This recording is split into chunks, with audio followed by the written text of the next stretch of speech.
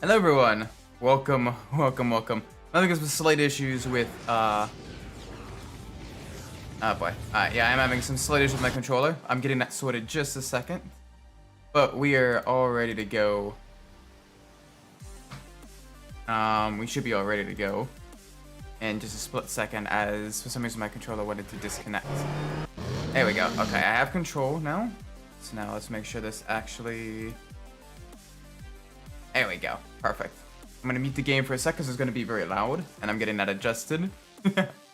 But yeah, no, it had disconnected my controller, so I'm getting that fixed right this second. As apparently when you disconnect it and try to reconnect it, it just completely does everything wrong. Music.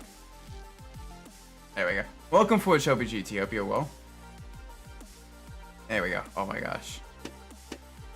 Oh my gosh, that is so much better. Vibration 1, auto 1, alright, configuration.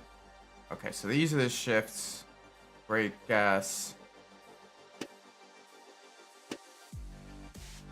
Ooh. Sure. I'll use that one then. I'll use that one then. There we go. This'll work. This'll work. I gotta love it. Welcome, LeBrons.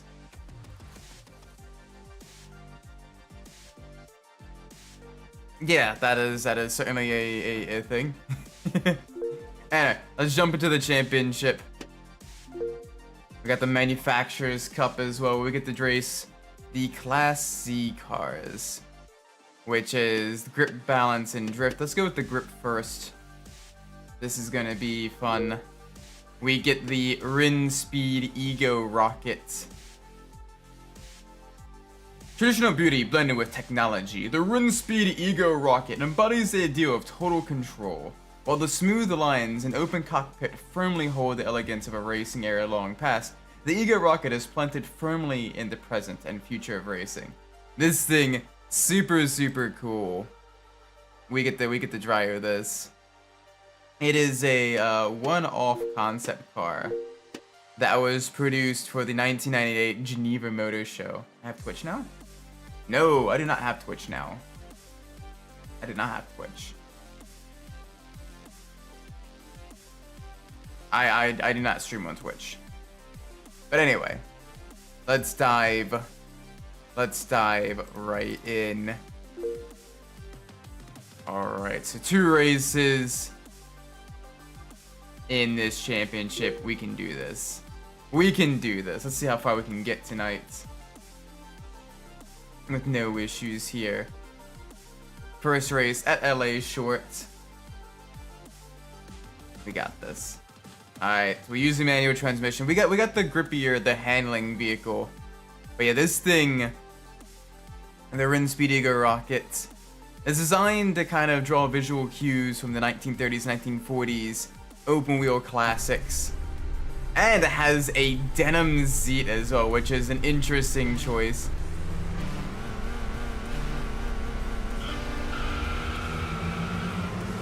Oh, gotta love early 2000s racing game handlings.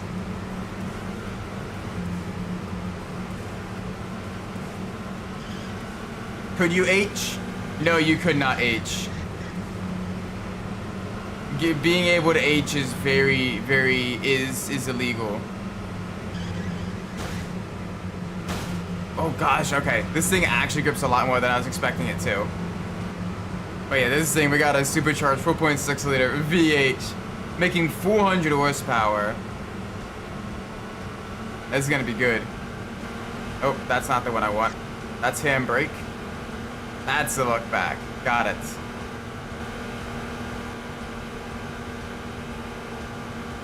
And we only have a 5 manual, so topping at 165 miles an hour in a straight full speed through these corners. Oh gosh, this thing really does grip a lot. Holy moly, it is a grippy boy.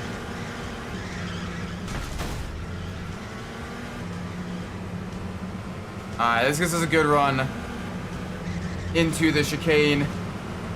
Back down the inside. Alright, first lap complete. Yeah, they're still back there. We got the Breton, the Pixter, and the Lotus M220 as well. Both of them we will eventually beat driving. So, yeah, I'm looking forward to that.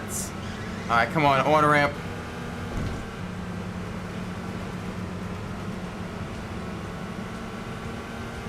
Oh, they deleted that message by themselves.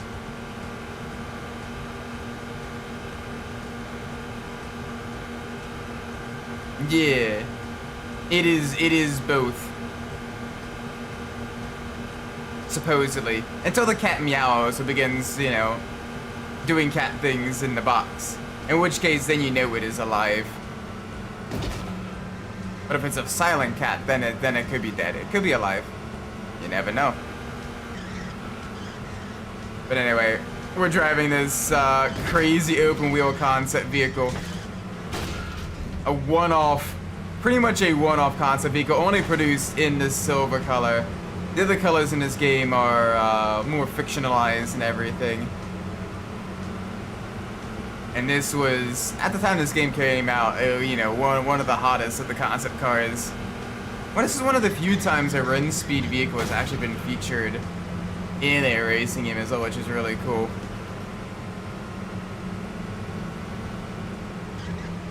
As Rin Speed's more so kind of known for like the one-off like prototypes and everything, and then more so the use to kind of test technologies is what the design house is for. Things like the scuba and all that stuff. Their fully submersible car is another vehicle made by Rin Speed. I've also made quite a few power boats. So they're definitely an interesting company for sure. Really kind of cool to actually have them in this game. This is actually gonna be really tricky. I'm not used to just how much grip that these cars have.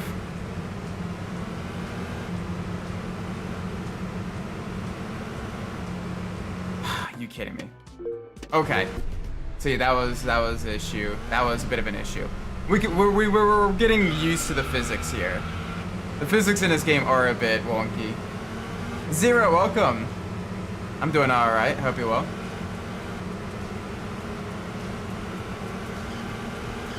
Freaking sound effect sounds almost like Cherokee. A little bit. Yeah. The audio in this game. You gotta think, this is a budget game that was created in 2001. Like, it is an old game, and it wasn't exactly, you know, with the utmost of fidelity. But we get to drive some really unique vehicles here. And also, like, this is, like, literally the only time you get to drive virtually a Rin Speed Ego rocket. And there is one vehicle that is pretty much entirely unique to this game, which we'll be driving shortly as well. The Lotus M220, which I have done so much research on. I have literally found absolutely nothing outside of this game. It is a literal ghost car. Like, I have found more information on a Tommy Kaira ZZ3 that was only featured in Gran Turismo 2, as well as the West Corvette C4 race car that was only featured in Tokyo Extreme Racer 3, than I have of the Lotus M220. Like, that is crazy. I still search, like, I still put out feelers every now and then trying to get little more bits of details and everything on some of those vehicles.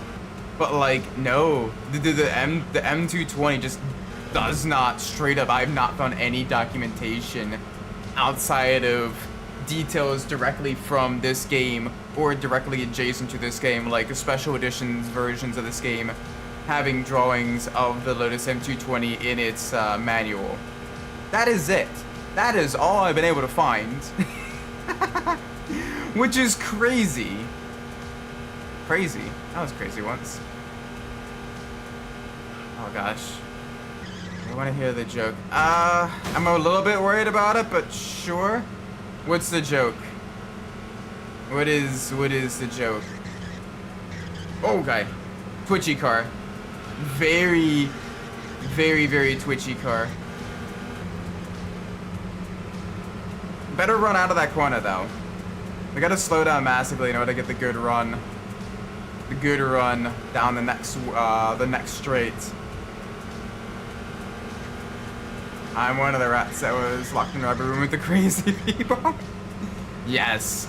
Zero do be the rubber rats. Rats? That was a rat once. A rubber rat locked in a rubber room. It's enough to make a guy go crazy.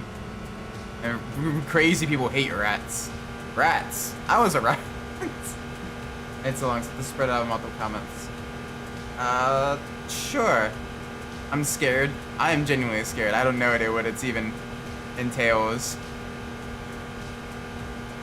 Gosh, I will say I was a rat once, and I still rat. Man, that is a twist worthy of M. Night Shyamalama Ding Dong. Alright, so I can keep it in 5th for... Okay, do not hold the brakes. This thing has, like, no ABS. It's got, like, that iRacing insta-lockup. Gosh, the M220's coming. It's coming for us.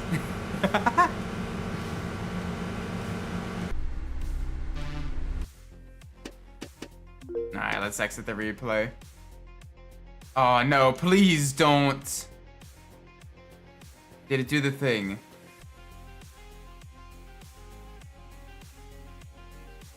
I swear, if it...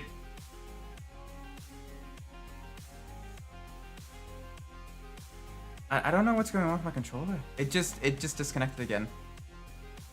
I'm hoping that it still works. I'm hoping this still works. Ever since they did an update to the... You're kidding me.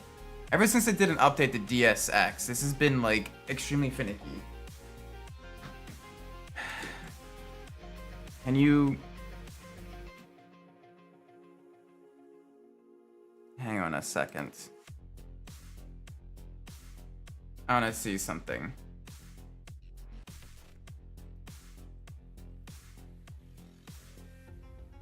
Okay, I can actually fix it that way. So that is fine.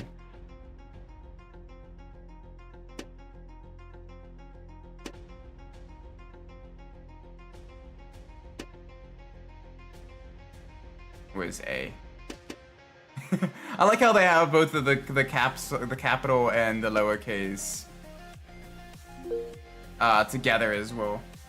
Heisenberg, Schrödinger, and Ohm are in a car. Heisenberg is driving, they get whatever. Okay. Alright, next one. Mini London, let's go.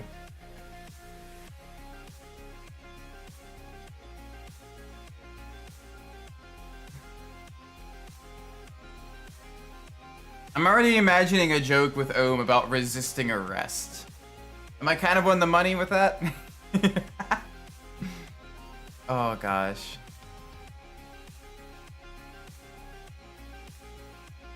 How fast? You know how fast you're going? Husband says no, but I know where I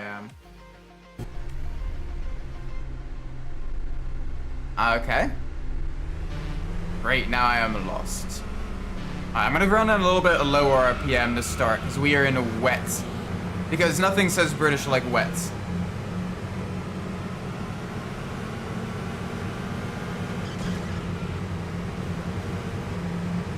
Alright, come on. Let's get through here. Yeah, this is the perfect place for the Lotus M220, actually. London streets.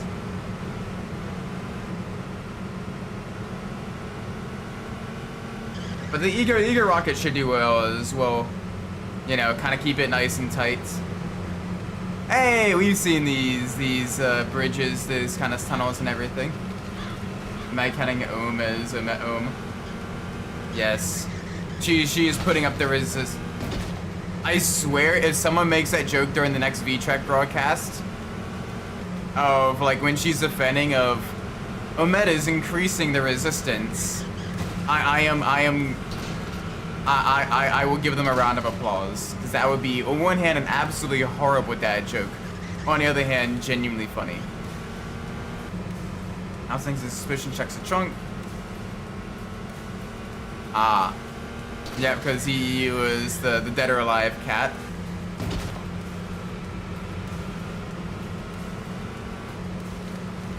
And then the cop's gonna put him under arrest, and then Ohm is gonna be resisting. Probably. Yeah, physics joke. This is such a funky looking car as well. Would have loved to actually try it out. Apparently it still exists and is under ownership at Rin Speed. From what I gather, the engine itself, the 4.6 liter V8, is giving, it had very similar dimensions and performance figures to the modular V8s that Ford used at the time. How does it handle in the rain? Well, those games' physics are very janky, but like it's very grippy. Everything is just super grippy. Like, I am not used to taking, you know, sharp 90 corners at over 100 miles an hour. But you can do it, and it is so strange.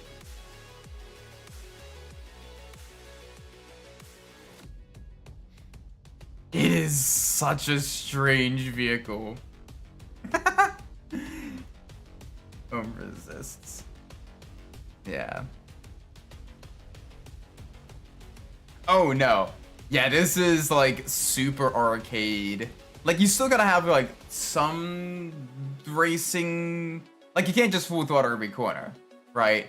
But like, it is very, very arcadey. I've opened the following items. I got the GTO. I got Paris South. Okay. Do I want to do that? Nah. So we did the grip. Now we're gonna do the balance. This vehicle genuinely is like an absolute mystery, right? This thing just does not exist. I have looked everywhere. All right, and literally the only place this car actually exists is in this game, Supercar Street Challenge. It's not in any drawing books, any other official Lotus documentation, none of that. It is literally a mythical car. All right.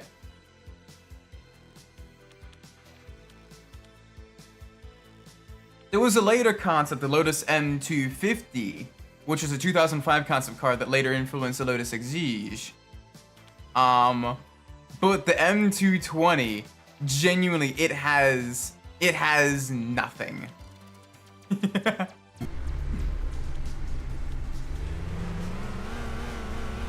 Like, every other car in this game I can at least track down to. Oh my gosh. I just realized something. This route here. Alright, if you look at the map, real quick, look up Gran Turismo 5. Look up Gran Turismo 5 Rome Circuit.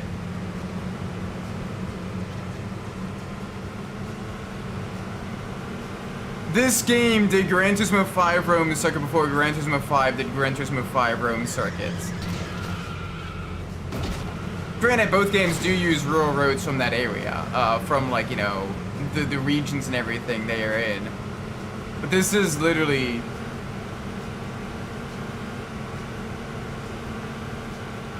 It is literally Gran Turismo 5 Rome Circuit. Much faster than the Ego Rocket too. Alrighty then.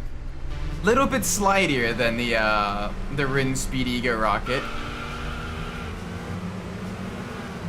Just a little bit. just a little bit. Alright, let's try to get this thing a little bit more. Oh gosh, I gotta remember. This is the balance, and the drift cars are very slidey. It's almost like Need for Speed 2 slidiness.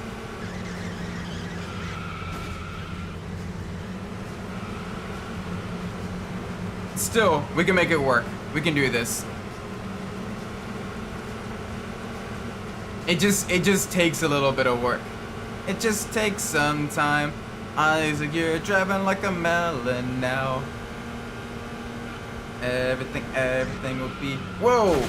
Yeah, okay, so don't brake and corner. Brake in a straight line, then corner. Trying to brake and corner just results in it just finding the nearest wall to kiss. And it's not like a light peck either, it is like a violent makeout session. On the bright side, this thing's got some serious acceleration and speed. And probably even more so than the Bertone Pixter or the Rin Speed Eager Rocket. Because the Bertone Pixter, that has the same inline 6 as the E36 BMW M3. And it's built off of the BMW 5 Series chassis, but is a pickup truck, which is pretty cool.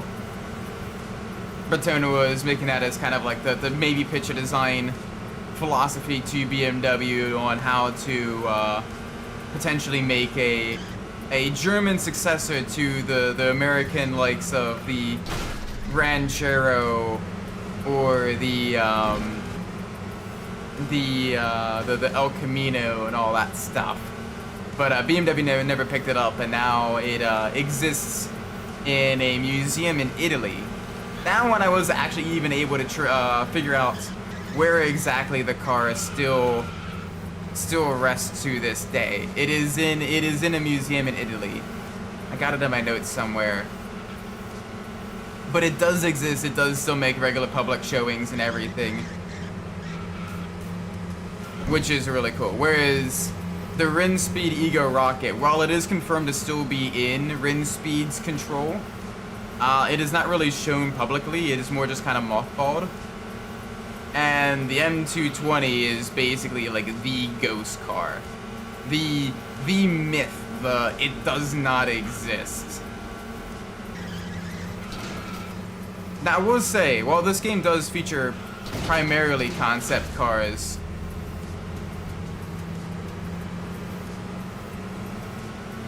it does still feature some cars that did make production. You know, the Celine S7, the Callaway C12, all of that stuff. Alright, so that should allow us to go to the next race. I'm not the biggest fan of how the M220 drives in this game.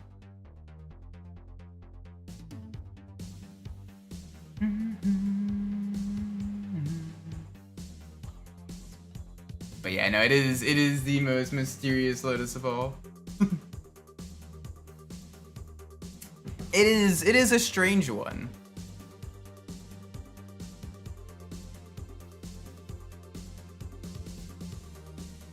But yeah, like you got the Pagani design, you got the Celine S7, the Callaway C12.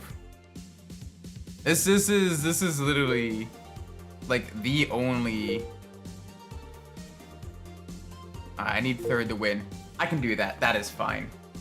We can easily get third. I want to get first though. But like I even looked up like history as well. Lotus was apparently just okay with the licensing, even with a pretty much vaporware car. Like there was no lawsuits, there was no cease and desist letters, there was no public backlash, no drama whatsoever. Lotus basically just did like no comment whatsoever one way or another, which is crazy. Ooh, this is also LA? This is also LA. I recognize the palm tree.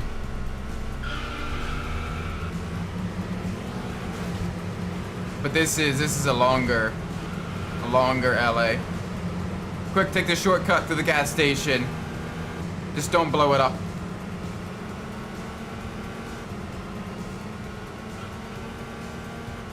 Gotta remember that the cars are designed to have a lot more grip than they really should. You still gotta slow down for the tight corners like that though. We should be able to win it here. We got enough long straights where the maximum speed of the M220 will carry it. Ow. And we should be good. We should be more than good.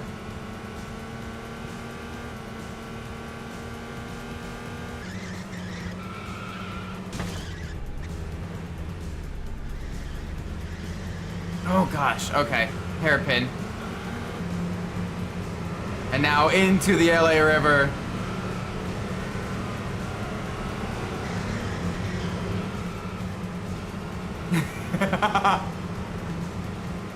Alright, we probably should actually stay to the left because that'll open up the corner more.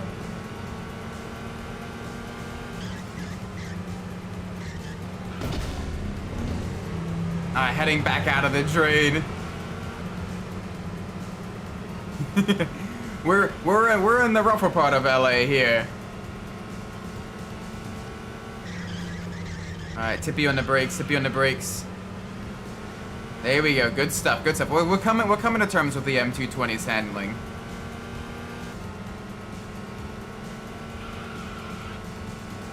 We're coming to terms with that. All right, we gotta brake way early. There we go. Not bad. Not bad at all.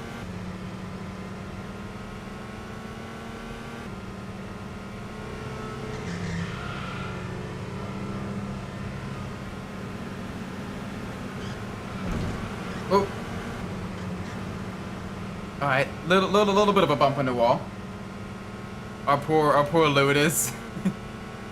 All right, we gotta remember this is basically a hairpin coming up. So as soon as we apex here,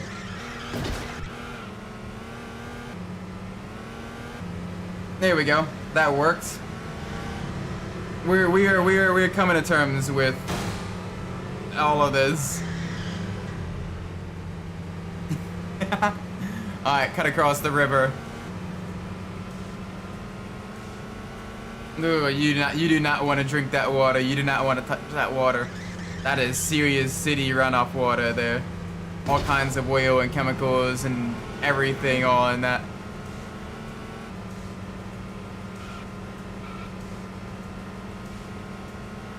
Almost as bad as like the Ganges. Oh gosh. Alright, little tap on the wall. A minor.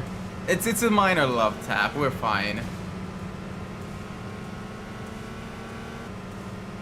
We should still be okay. Gosh, this thing does want to murder me though. It is super twitchy at high speeds. Alright, brake here. We've gotten that corner down pretty good actually. We are pulling away from our opponents every time we go through that section. So we should be able to pull up a solid first place finish.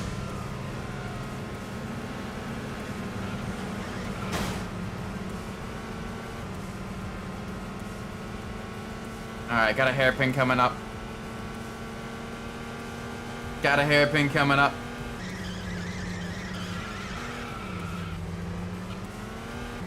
There we go. Perfect, perfect, perfect, perfect.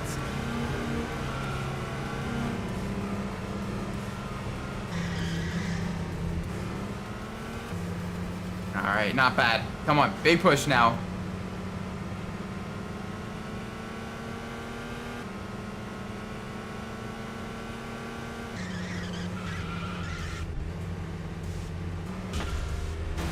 Ow. That was terrible. That was genuinely terrible. But we got a corner left. Oh gosh, and then we got to do the Breton Pixar. That's on the drift side of things. Drift cars get spicy.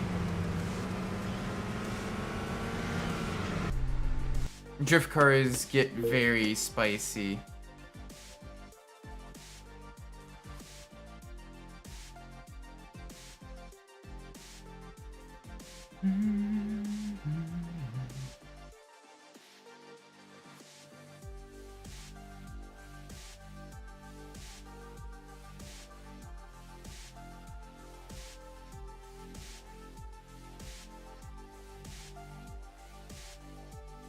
Let's see what we can do next.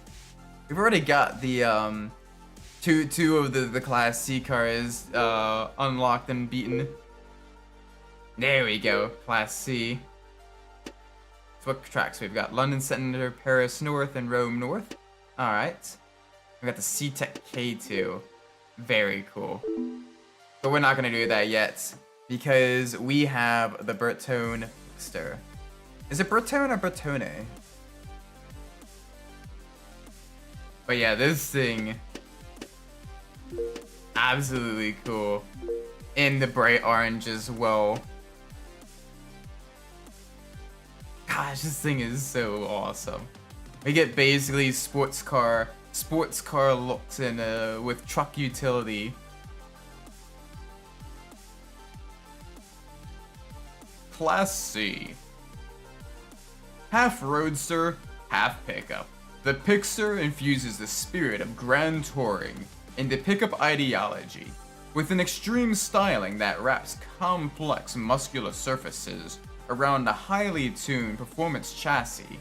The Pixar arouses curiosity with its chameleon personality and stands out as a true original.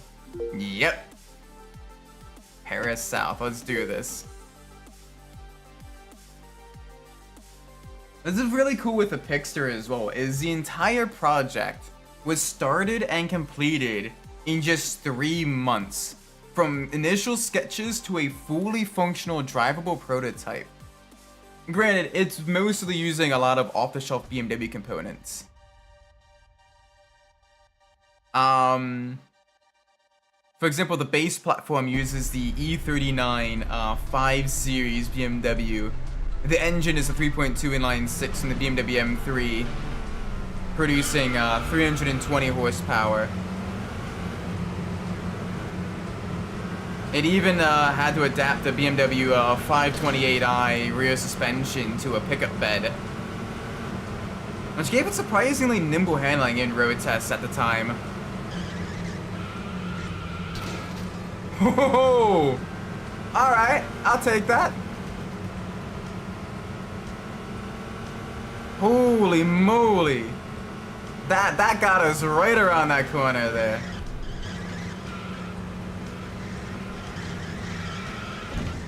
Alright, that one didn't. Yeah, these tight Parisian streets here are gonna require a little bit more of a slowdown. But we're still up in the lead.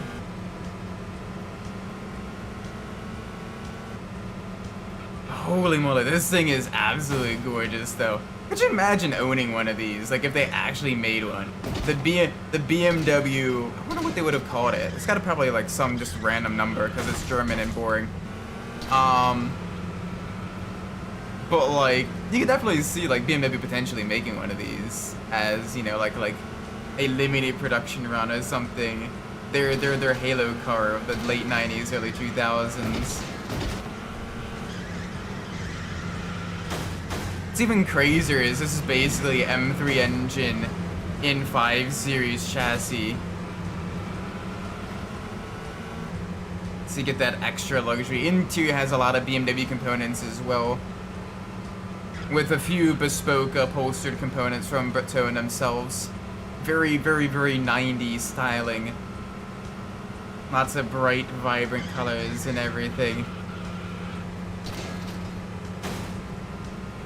Even had an in-house Magnelli Morelli navigation system, which was, you know, like all the rage at the time.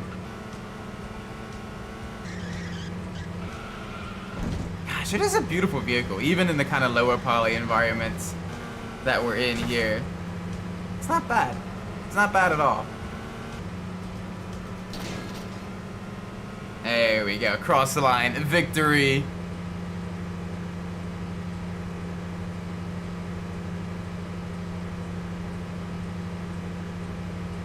Nice. I think of the three, the Bretonne Pixar has actually been the most pleasurable to drive so far.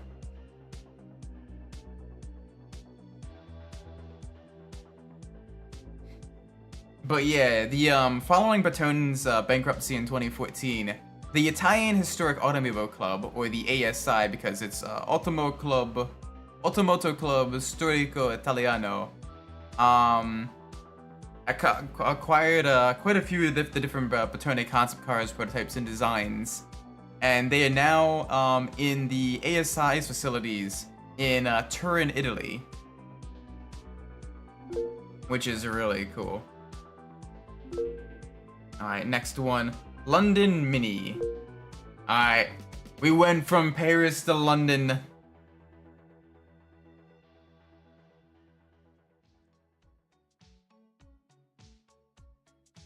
Let's see what we can do with this. Let's see what we can do with this.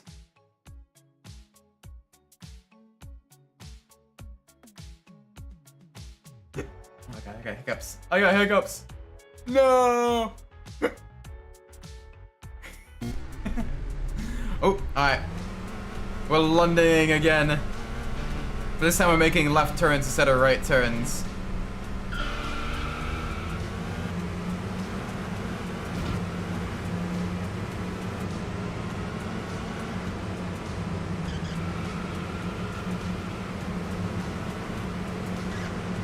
Oh, right, that's e-brake.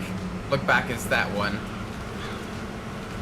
Oh gosh, okay, I gotta remember not to absolutely get killed by the bridges there.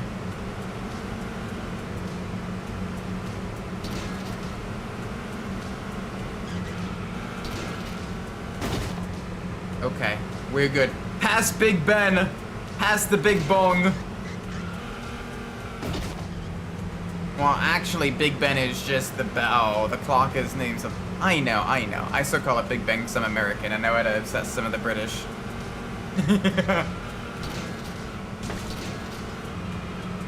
No, it's still really cool. Like, you being able to race past, like, the iconic landmarks. The fact that they use, like, real street layouts and everything is genuinely pretty cool for a budget racing game. It makes you wonder just how many, like, different racing games have like overlapping like streets and sections and everything. Like can you like you see this here? Can you drive any same streets in like Midnight Club 1? How accurate would it be? Or like, you know, like Watch Dogs Legion or whatever, like all of that stuff. That'd be interesting. Just how much the different streets like overlap and everything. Because I know Gran Turismo also had like racing circuits on London. If there are any streets that overlap here. Like, I know here, we're overlapping with Victoria Road and Victoria Garden, right? On that road there. Like, we were racing around, like, a lot of, like, the same areas and everything. So there's probably some, like, street overlap between this and Enthusiast Professional Racing. But I imagine you probably also have some overlap with this and Midnight Club 1. Which is pretty cool. There we go, across the line. Victory! Victory! Oh my gosh. Alright. So far, so good. We're doing well. We're doing very well. So one of the cool things this game has as a unique feature, right? Is it has the create your own car section as well, where you get to become a manufacturer, a hypercar manufacturer, and you get to essentially create your own vehicle. Nice. Alright, LA short, turn west. Okay. And of course the Callaway is C12. But we're not gonna do that because we're gonna do the design series instead. Yes.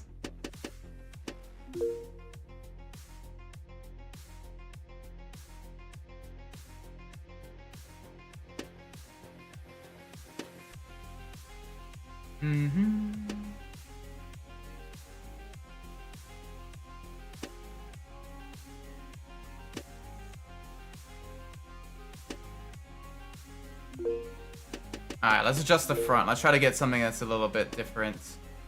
Ooh, So that's the active one.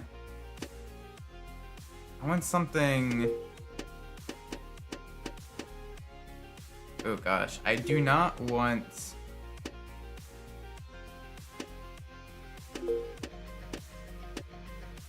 I want to try to get the front like as shortened as possible. Right? I want to create like, you know, kind of short front and rear overhang.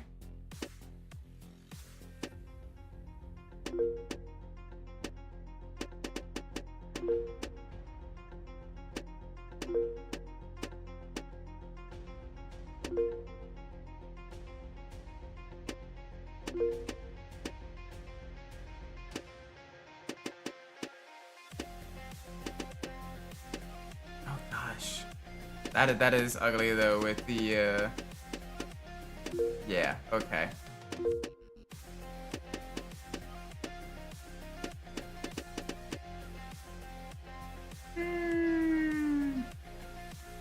I kind of actually don't mind the double bubble look, so I'm gonna start with that, right?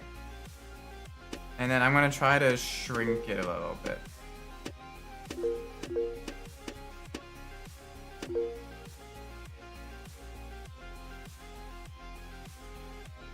It's not bad, all things considered.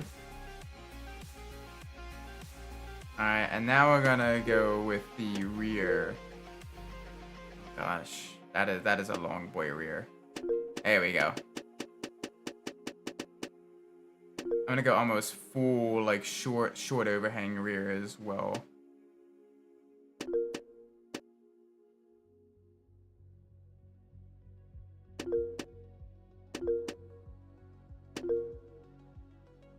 Okay, that's not too bad.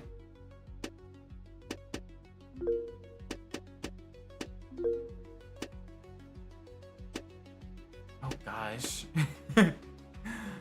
Oh gosh. Yeah, no, none of those look good.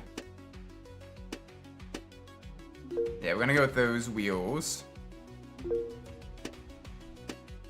Yeah, we're gonna go with the side mounted that. Ooh. Yeah, we're gonna go with the standard one.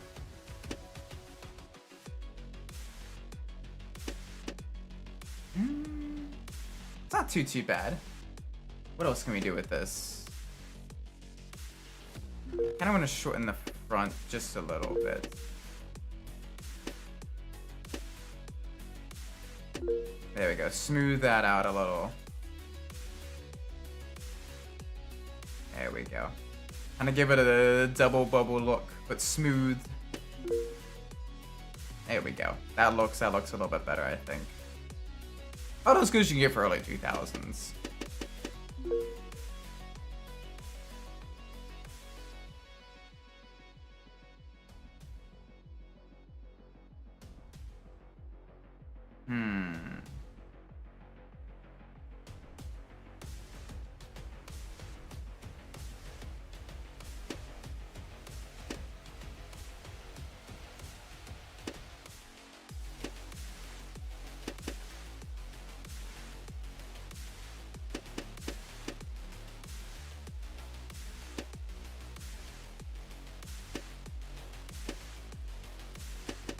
We'll go with the 1.6 liter inline 4 with this.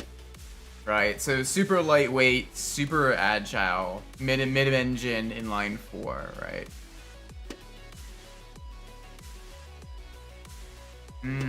Oh, we gotta adjust the stats, right?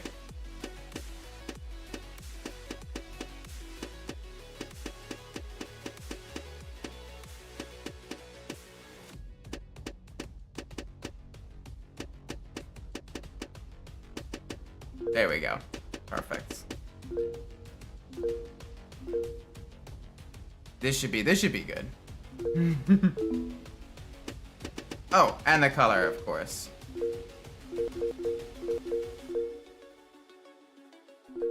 Crazy's not a bad one. Jack Black!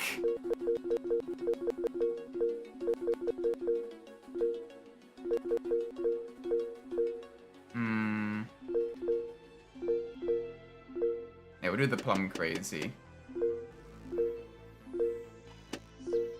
There we go. Perfect. Alright, first one, Rome South. Let's go to Rome, we're going to Italy. When an eel bites your eye with a big pizza pie, that's amore. We get to test our first ever creation. It's gonna be great. We even got in our colors as well, the deep purple, because we are a highway star.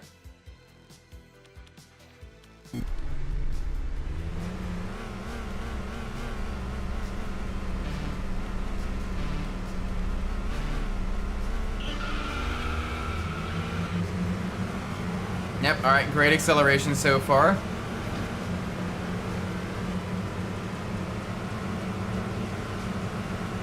Downside is no top speed.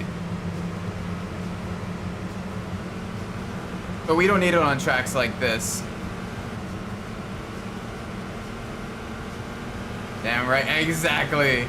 Who needs, oh gosh, okay, maybe we needed a little bit of top speed. We're only maxing at 149 miles an hour. That's not good. Also, our car is not looking great on the emulator. But we can take a 90, almost a 100-some degree right-hander at over 100 miles an hour. So you know what? That's fine. We're not going for top speed for too long. We're gonna hang on. We got the crazy acceleration for this. They are catching us though. They do catch us on the straights.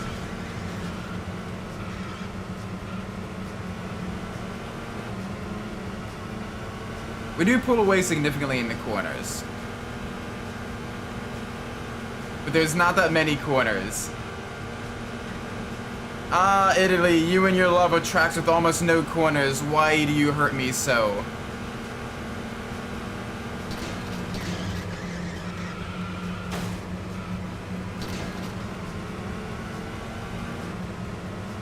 Alright, we can pull away out of that corner, which is good because that's the main one that pretty much sets us up for the run to the finish line here.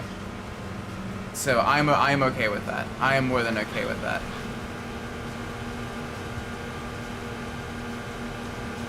Alright, one more lap. Yes, I see them gaining again. Yes, they are getting closer. But none of the other cars can take the corners like we can there. Absolutely none of them.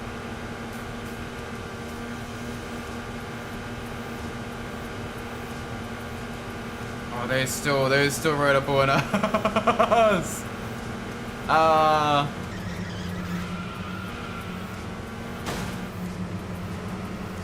Oh, you're close. Of course, it'd be the Rin Speed Ego rocket as well. The other hyper lightweight vehicle.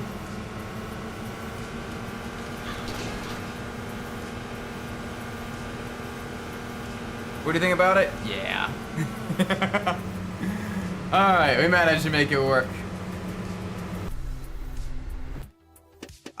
Can I fully admit, I do not actually play Midtown Madness. I need to. I desperately need to. That'd be a fun one to play. The predecessor to Midnight Club. That would be so much fun. Alright, so first race went off without a hitch. Totally no issues in the vehicle at all. None whatsoever. Yeah. Oh man. This is gonna be good. There we go. Race 2 of 2 LA oh no, this is another top speed one, isn't it? Chat, we might be cooked. Chat, we might be cooked. Maybe. I'm a little bit scared. I'm gonna do the best I can. Maybe we should have put a V6 instead of an inline 4, huh? That may be the next step. V6 mid-mounted turbocharged. Yeah, this is pretty much, oh gosh. They were like, alright. Granted, this is entirely on us. We set our vehicle up to be exactly the opposite of what these tracks wanted. But still we fight. It literally picked the two most top speed dependent tracks of the Class C playlist we've done. We reached 150. Monumentous occasion.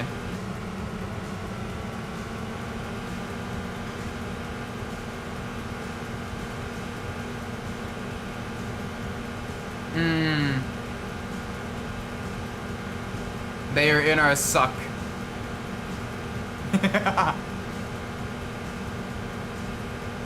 They are very much in the suck. I'm surprised. The Lotus can reach 170. It should be catching us.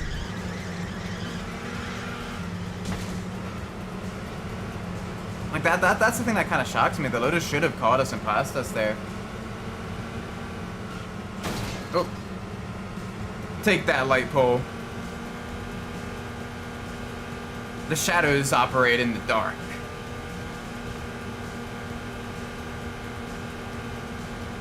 Alright, tippy tap on the brakes. Back to the left. Thankfully we get good acceleration.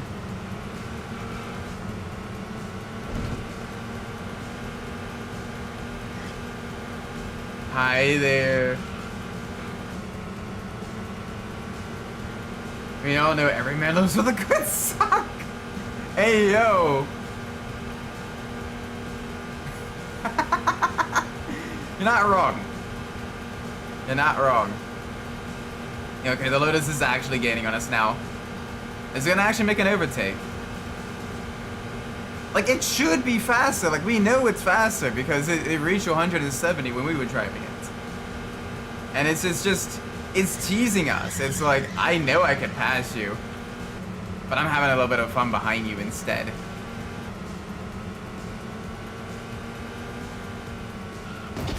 Bonk, a little bit of a tap on the wall. Instant body work. Alright, one more lap. New top lap record. Alright.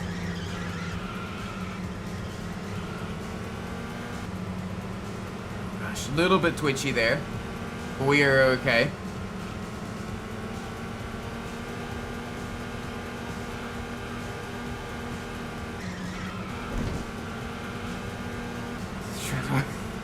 Fair.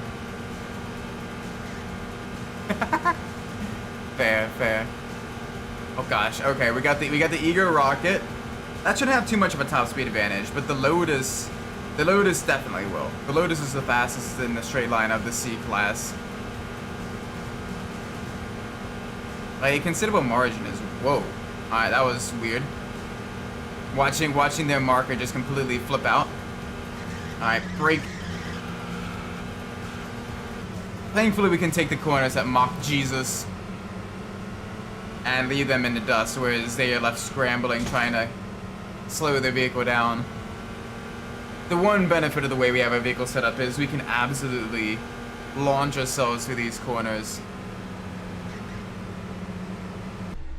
Nice. Yeah.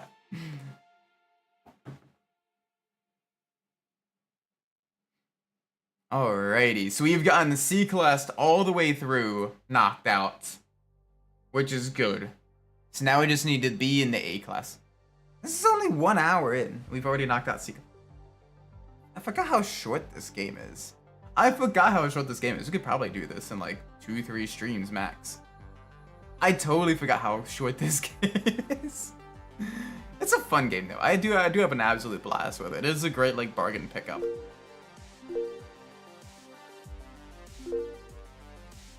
Ooh, yeah, we got lots of points. We have gotten 2 new tracks, new headlights, new mirrors, wing designs. Ooh. Honestly, this one kind of almost gives you like a oh, my mind is blanking.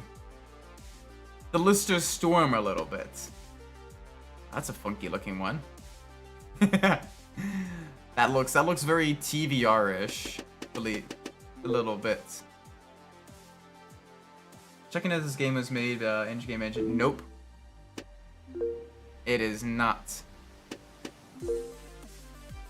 Alright, let's go with the Pontiac GTO concept. Yes.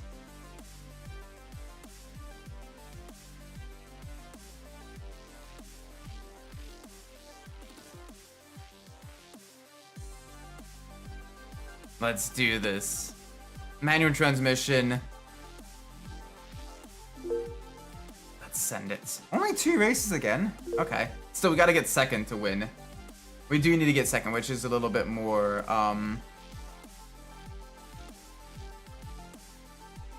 yeah. Now the cool thing, well, the interesting thing about this is, while both the Bertone Pixter and the Rinspeed Ego Rocket were fully functional concepts, this one was actually engineless and never got an engine in its car show days, introduced in the 1999 North American Auto Show circuit. It did, however, serve its inspiration for the later Camaros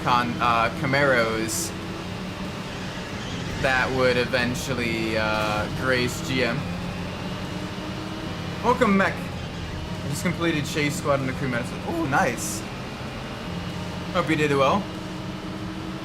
And the races do get slightly longer, too. That is fair. Oh my gosh, the handling of this is great, though. Alright, easy on the brakes, easy on the brakes. Maybe a little bit more on the brakes there. But yeah, no, the handling of this is so much better. Like, it grips, but it's still got enough oomph to really, you know, put the power down. Yeah, with the gray shapes, it looks kind of like the Underground 2 customizations a little bit. It was kind of designed to invoke, you know, the Coke bottle styling of the late 60s GTOs. But you can kind of see, oh gosh, ow. You can kind of see a little bit, especially if you look closer to like the front and like the side proportions. It looks very much, like especially the roof line looks very much like 5th generation Camaro. And it is rapid though in this game. You're gonna reach over 180. We got crazy brakes. Very rapid acceleration. Like once you get the B class, that's when, you know, the game stops holding back and it's like, all right, we're gonna give you some fast vehicles now.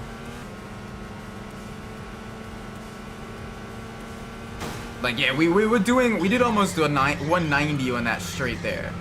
Like that is very, very, very rapid. We're doing 40-second lap times, so probably do this race in under-ish 3 minutes. They're about 3 minutes. A little over 3 minutes, really.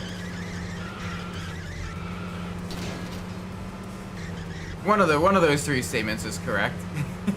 It's either going to be under 3 minutes, right at 3 minutes, or a little bit over 3 minutes. But it's around the 3-minute mark.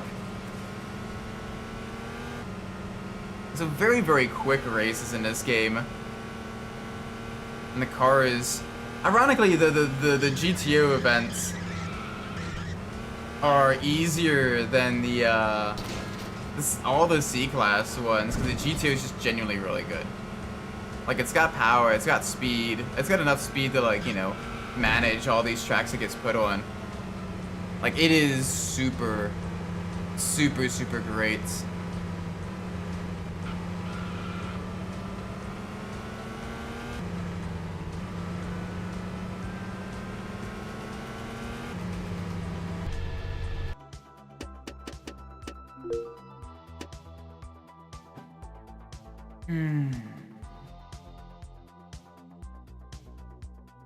But yeah, no, what's funny is the actual GTO concept never actually, it never had an engine.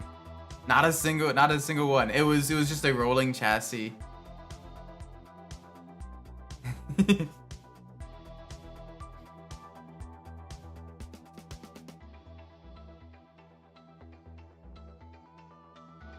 One cool thing it did have, though, that the later Camaro that was kind of partially based on the styling didn't, is it did have a tachometer pod. If you look on the hood of this, right, that left side, the driver's side of the hood, you can see the tachometer pod, similar to what the actual GTO had, which is really cool, very reminiscent of like, it was very much a, hey, this is what a modern 1969 Judge GTO could do. Or could look like in today's styling trends.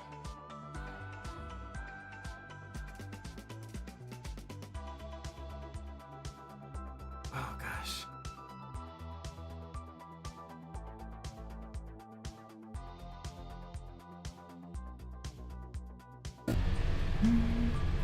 Oh, okay. Where are we here? Well, I didn't see what track this is. Very, very kind of like Southern Europe.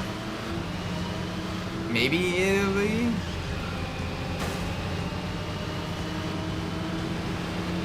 It's probably Italy.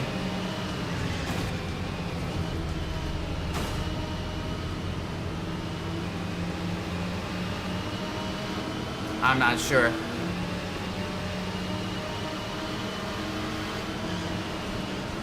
Oh gosh, it is narrow as hell though. That makes things very tricky. Yeah, I'm not recognizing the landmarks.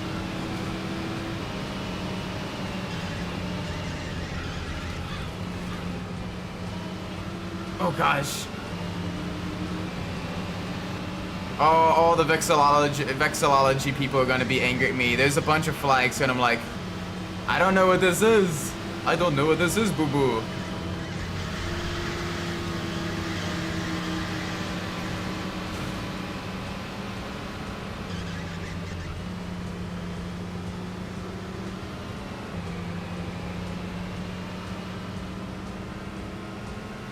I think this is Turin, but I'm not too sure. Please, I don't know my European cities all that well. Well, there's an Italian flag, so we're in Italy.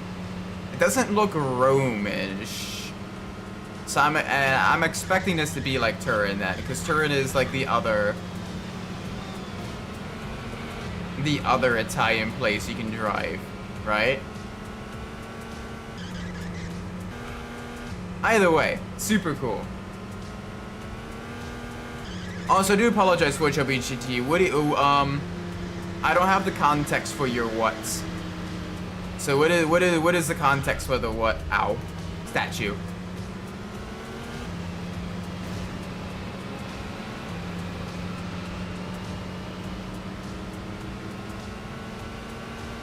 Alright, back over the bridge. We're gonna brake early. There we go. The big thing is we want to get ahead of the field as well, because here with it being so narrow and so like heavy braking zones, you don't want to be in the middle of the pack, because it just becomes a mess. It becomes an absolute mess. You want to be far ahead. That way you don't gotta fight through that.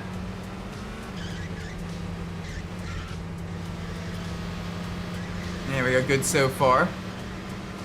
Yeah, second place is over 2 seconds back. That is good, that is very nice. Bye-bye. Yeah, the GTO has really served us well.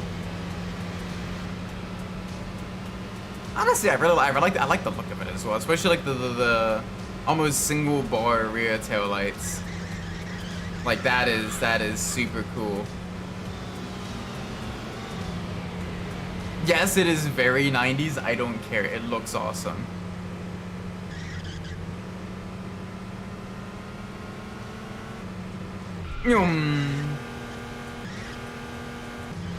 Nice.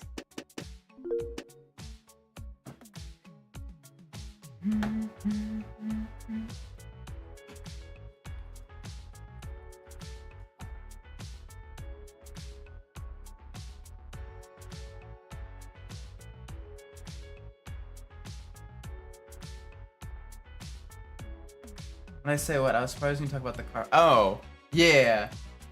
It has, you can even see here in the loading screen, the little nub on the hood of the GTO concept.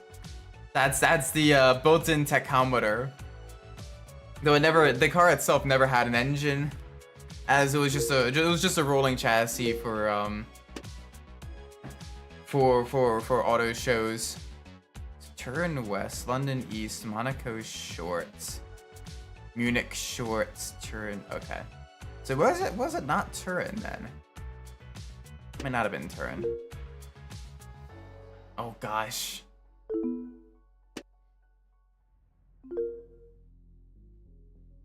All right.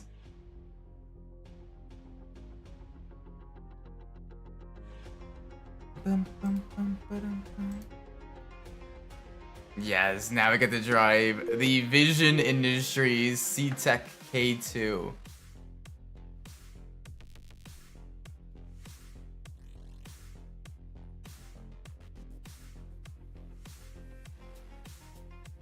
This is gonna be a fun one. All right, so Paris, back to France.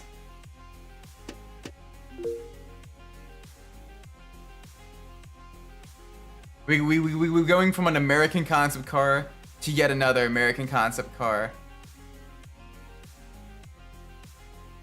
But this one, instead of being a Detroit vehicle, this is a Southern California, American engineered exotic vehicle.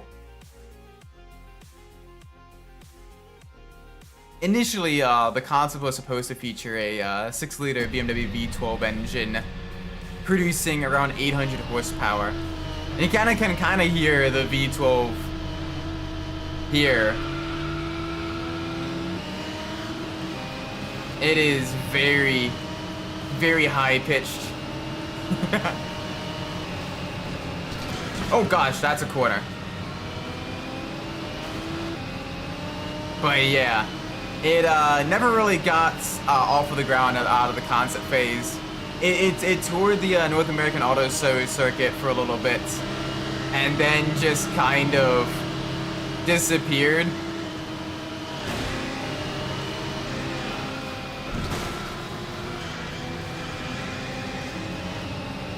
Right, gotta go roundabout. We gotta go about this in a roundabout way. The puns don't get any better, ladies and gentlemen. Wow, so these Parisian streets, they're being host to only American cars. As you got the Vision K2, a Southern California concept, the GTO concept, which is, you know, GM, and then the Callaway C12, which is built off of a heavily modified Corvette C5 chassis.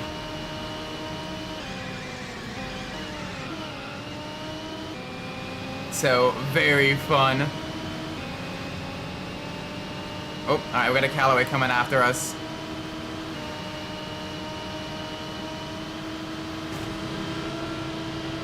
Although, with this being powered by a, you know, BMW V12, it'll be interesting to see exactly how much this is considered. I mean, it's American, you know, design and everything. It's close enough.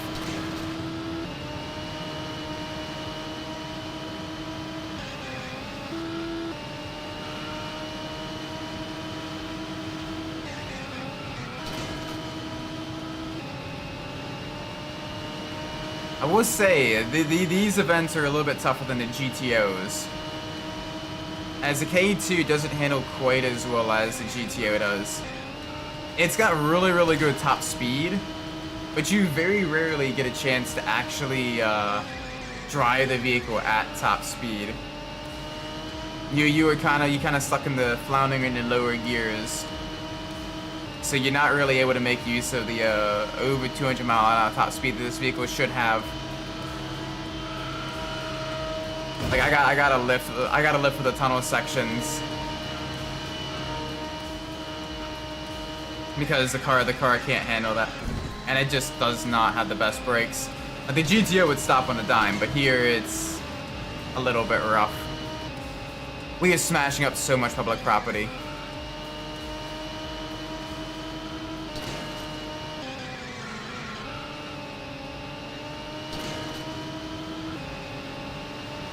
Alright. So we're doing okay though. We are doing okay-ish.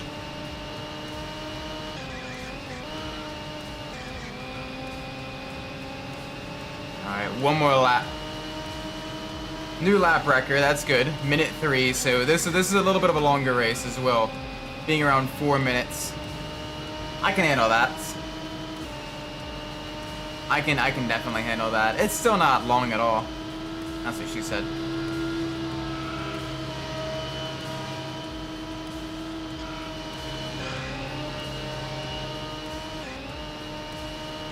Alright, brake. Alright, the umbrella actually slows us down. Umbrella strap for the win.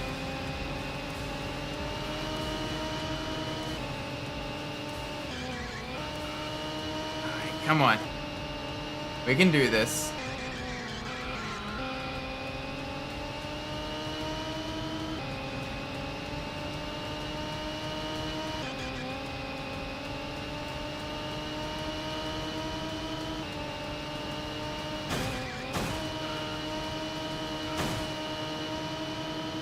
Nice. Very, very nice.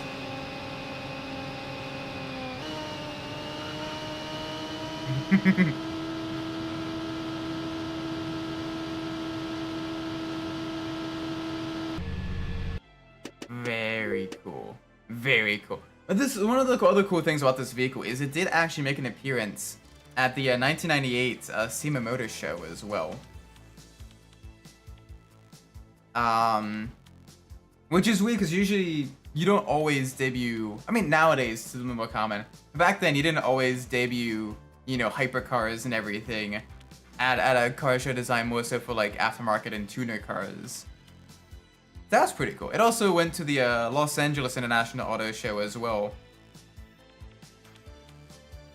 But no drivable version was ever completed of this vehicle. There is a lot of vaporware cars in this game. A lot of vehicles that like, here's a concept car, here's what it could have been. Yeah, we never produced it.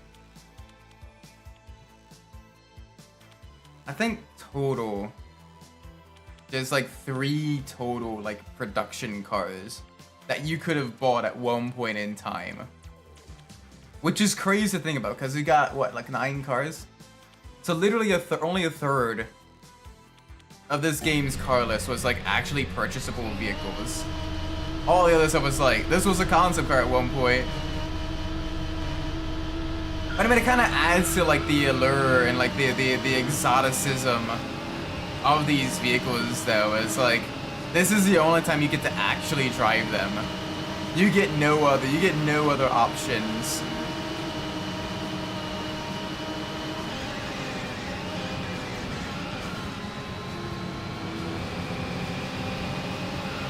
Oh, there we go. Nice and smooth.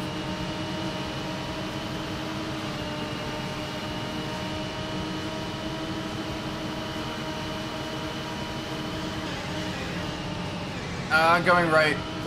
I'm not sure if that was a smart decision, but we went right. Everyone else went right as well, so I think that's correct. Alright, we're crossing the Thames. Alright, and the one spot we get to actually let this vehicle loose.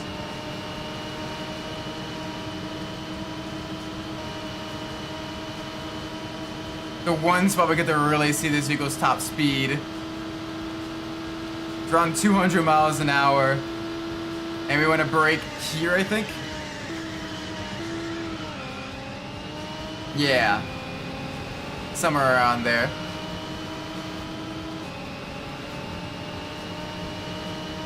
It's a beautiful vehicle though. Like, what I'd love to see what this thing could have actually done if like produced. But it was a lot more hopes and dreams than fully fledged engineering. A big automotive what if for sure. Unless this game is small. Well, like I said, it's a budget game that was created like at the early stages of the PS2 era. That was like super budget And even like the concept cars are kind of designed used in a way, because concept cars are usually, to my knowledge, a bit easier to license at the time than getting, you know, the full-on production vehicles. But no, this is very much a budget title. I still recommend it though. It is a lot of fun. There's a decent amount to it, and it is a charming game, if very simplistic and very, you know, what's the word?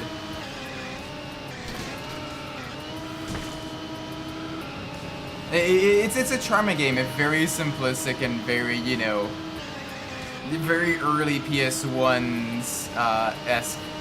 Like the cities themselves are actually very well modeled. You know, with recognizable roads, landmarks, and all of that stuff. And it makes pretty good use of the different parts of the cities as well. The music, while unfortunately licensed, isn't bad as well. And again, this is one of the few games where you get to drive. Well, this is one of the few places we get to drive the vast majority of these vehicles. Like, nowhere else can you drive the Bertone Pixter, to my knowledge, or the Rin Speed Ego Rocket, or the Vision K2. Like, literally none of those can you drive in like any other game.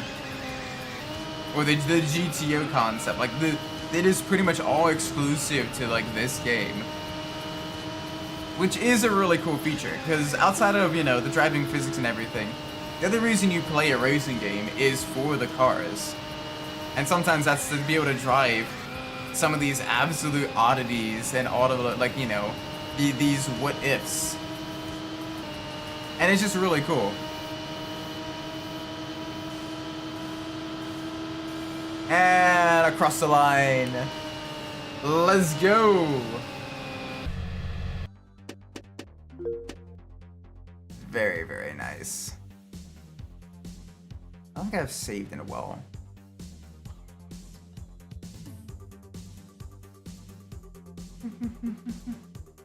I probably should save. Like, the time to beat for this game, like, I could probably do it in, like, probably 2, maybe 3 streams? Probably. Depends on how difficult the A-class stuff is. I forgot how difficult A-class. A-class is genuinely pretty tough. Like, C and B is manageable. A-class gets tricky. LA figure 8s, London West, Monaco medium, Turin East. And of course we get the Celine S7 unlocked. We're not gonna do that just yet.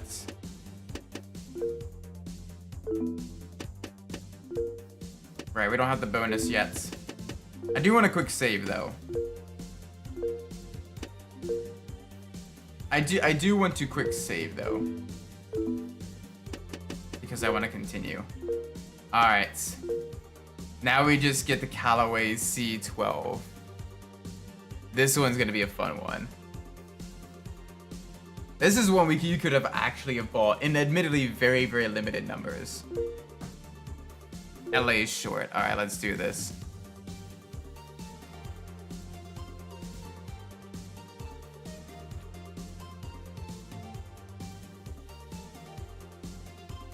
Yeah, the Callaway Z12.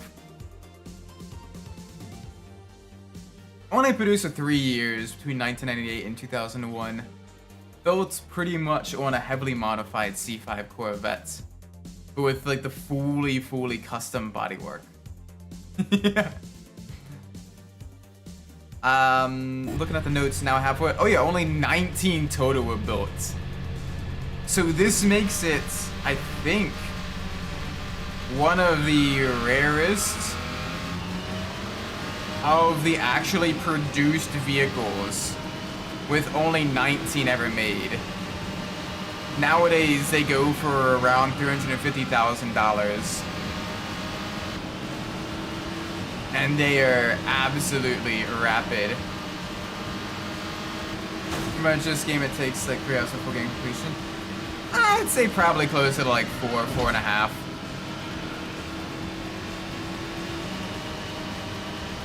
maybe. Like I said, it is a very short game. It is probably one of like the shortest games I have. But I do genuinely enjoy playing it. Oh gosh, we're reaching 200. We do got the Vision Industries behind us as well at 200. And that's on its home turf in California. So we gotta be a little bit careful here.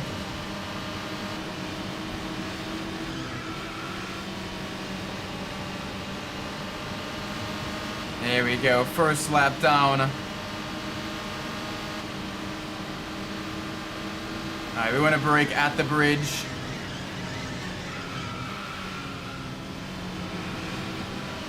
Ooh, we lost a little bit of ground there. We got the whole pack chasing after us now.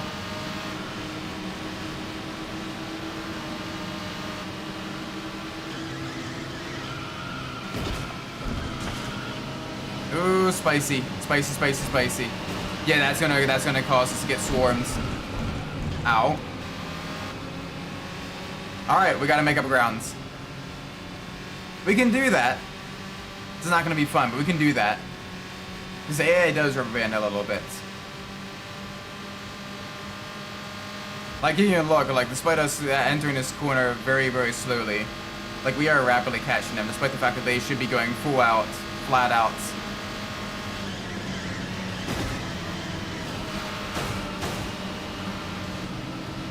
Yeah, the walls are slightly magnetic. So gotta be a little bit careful in that. Alright, back up into the lead. Alright, 2 more laps.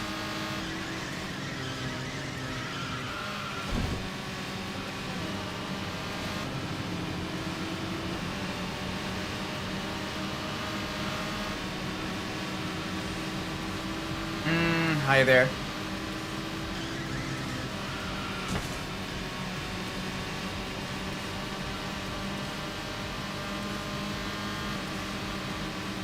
Alright. Yeah, okay, so we got another Callaway right behind us.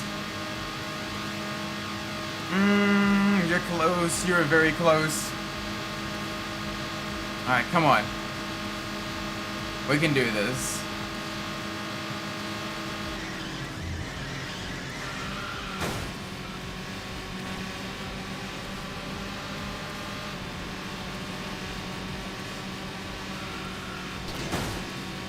Alright, one more lap.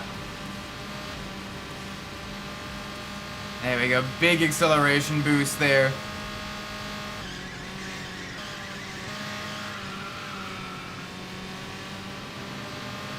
Alright, not bad. Not bad for the chicane. A little bit more speed going. We got this. Probably. There we go. Good run to that corner. Thankfully, this course is pretty much entirely based off the top speed and acceleration, which should benefit the Callaway really well.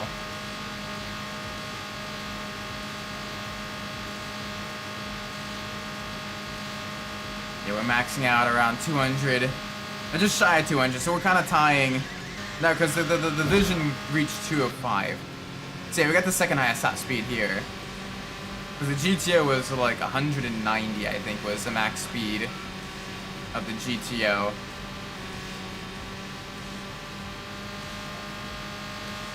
And across the line. Very nice.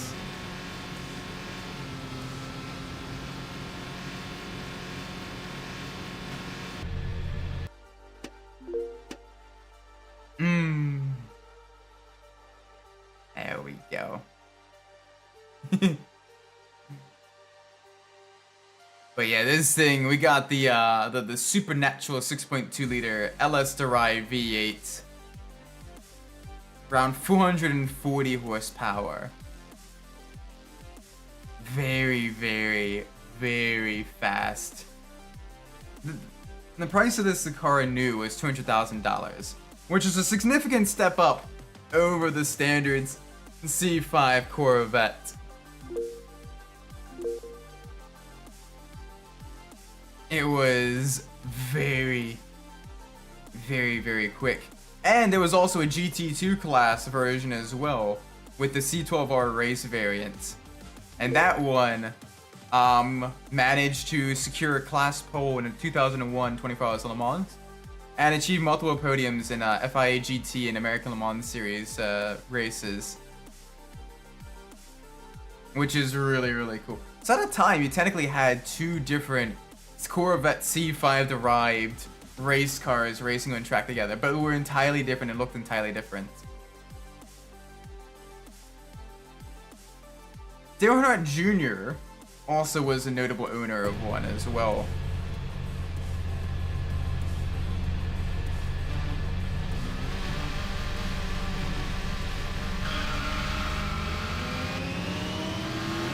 Alright, Turin time. It is wet as well, so we gotta be careful of the rainy conditions in our high-powered rear-wheel drive sports coupe.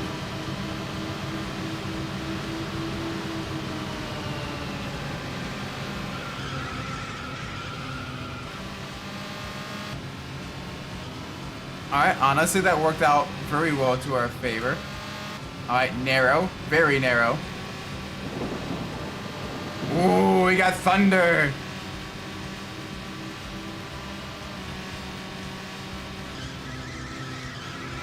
Oh gosh, okay, we need to brake way earlier.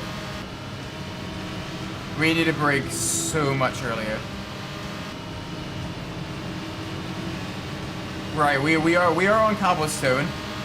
It do be very slippery. Watch out for that too.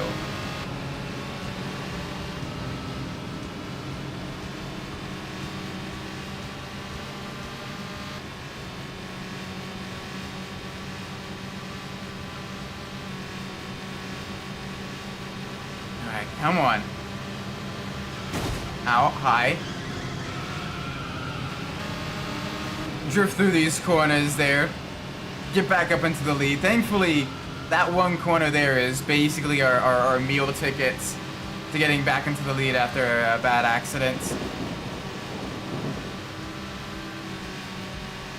Alright, I want to brake way earlier here. Need to brake a little bit earlier than that even.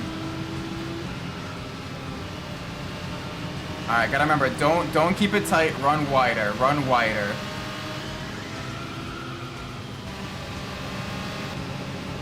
Alright, 2 more laps.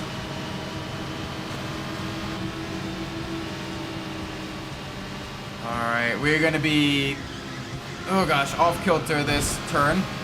Yeah, we want to go left, but they were blocking us. Alright, we can gain the time back. We can definitely gain the time back.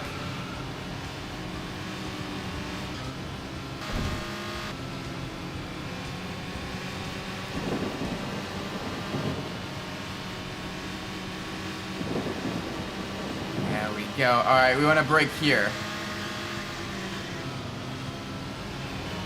There we go. Better. So much better.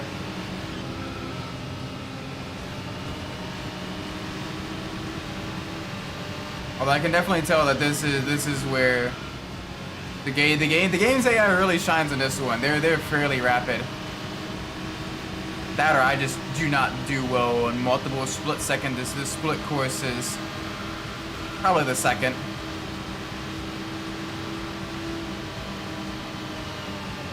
Turin's always been a particularly difficult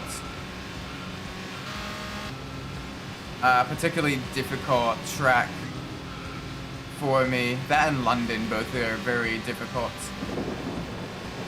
Other ones aren't too bad, but Turin and London are both very,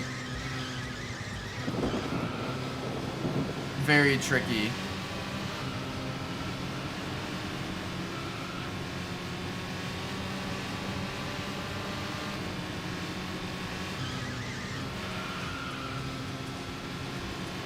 There we go. Cross the line. Nice. So that means in all those standard vehicles, we've gotten past B class. Still only 10:30.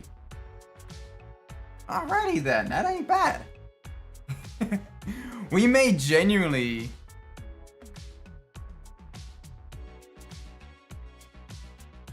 We may genuinely be able to beat this game in only 2 streams.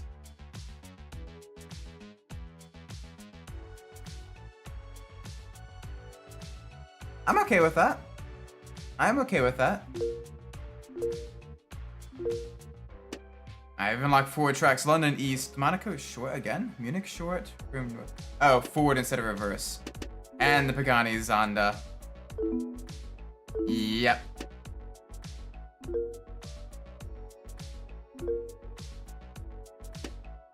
Alright, let's go to the design studio. Alright, let's adjust the stats a bit.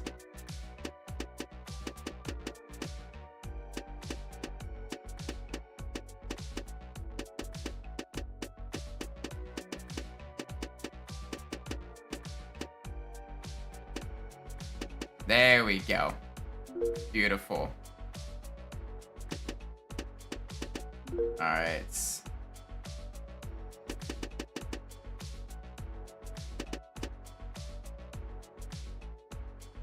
We're gonna make this one a 3.2 liter V6 turbo.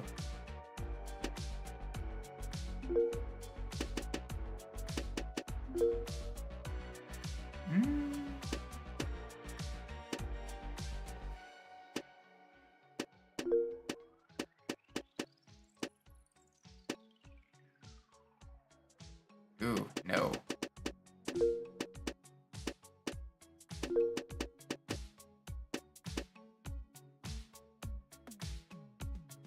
Okay, let's do that.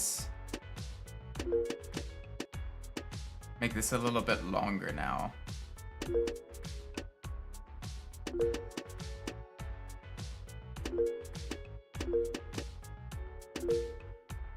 Alright, not bad.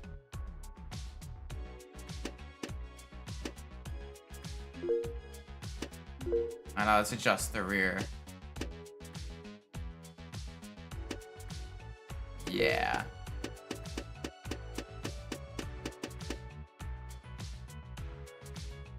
There we go, that's a start.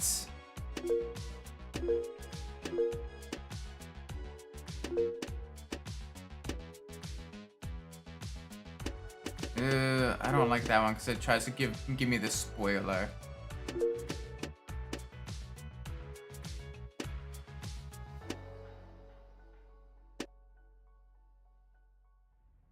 It's not a bad start.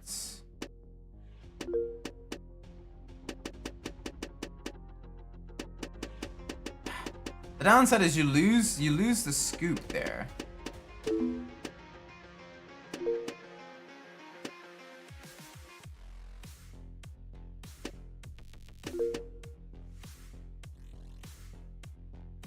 But I kinda like the rearwards power bulge. We have a long car though. We got a very long car.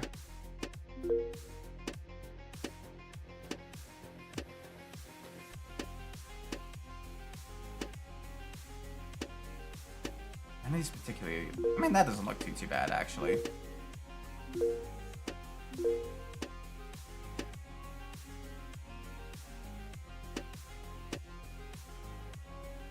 Yeah, we'll go with the fender mirrors for this one. And the headlights. I mean, all of them kind of look kind of ugly.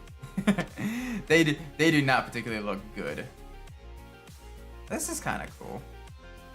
That's long for a V6 though. But I would take that.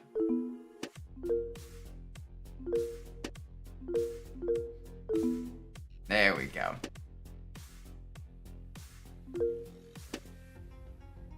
Alright, Paris North. Let's do it. Let's see how well this holds up. Let's see how well our custom creation holds up. Yeah. We will see. We will see. I'm scared. I am scared. Hopefully we got this right.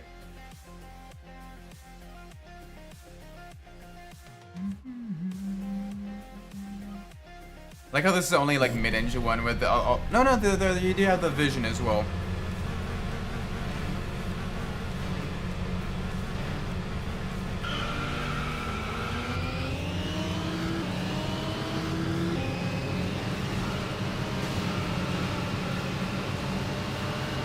Oh dang, sorry to hear that, man.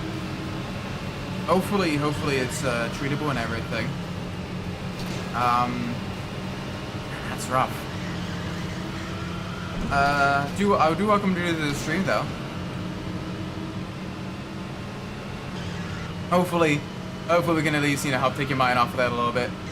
We're driving some custom concept cars and everything around a whole bunch of European city streets. We are in Paris. And this is kind of our own custom vehicle that we have made. Topping at 180, okay, so that's not bad.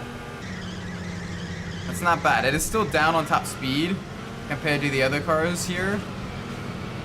But we can beat them in acceleration and handling, which is what matters the most. Top speed doesn't matter because you're very rarely at your top speed. You want the handling, you want the acceleration to be able to take these corners like nearly flat out or as fast as you can. That is what is allowing us to absolutely blitz the competition here.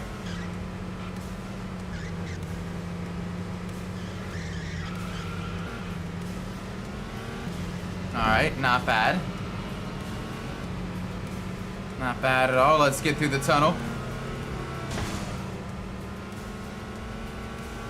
Car looks super janky when we're going through the tunnel with the lighting. It does kind of sweat itself out here. It's still only a 5-speed as well. Wow.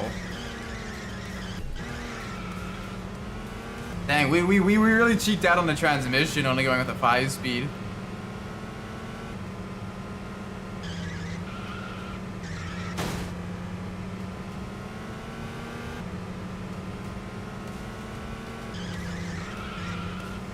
Then again, this was 2001, so, you know, 5 speeds, even in high-performance supercars, were a little bit more common. Slightly.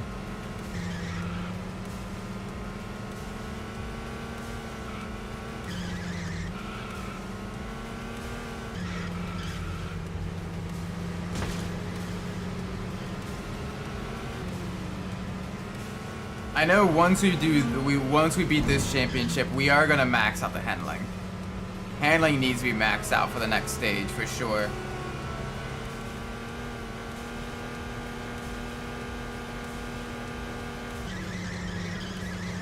Because honestly, like at this stage, 180 is not terrible for like top speed. We could probably bump it up a little bit. Maybe to like around like 195 for like the final stage. Because the cars there are only going to be doing like 210s. Welcome, Game Over Tapes. It's going pretty okay. Right now we are absolutely blitzing away through our playthrough of Supercar Street Challenge. We've done all the C-Class events. We're moving on to the last of the B-Class events. And then we're going to be driving potentially some of the fastest vehicles in the game.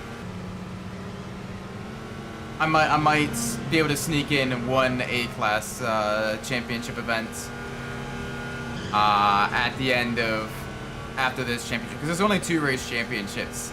It is a very short game. Yeah, I might continue the custom car championship where we build our own supercar into the A-Class. To finish that off, just to have a little bit fun. Let's get a join right when it's ending. Nah, we got a little bit of time. We got a couple more races. I'm intending to go until around like 11 p.m. my time. So at least another 20 minutes. So busy these last few days. Nah, I totally get that. It's been, you know, holidays are coming up and everything like that. You know, like here in America, we got Thanksgiving coming up, then we got Christmas. And then also, it's, You know, multiple family birthdays, you know, visiting relatives and everything.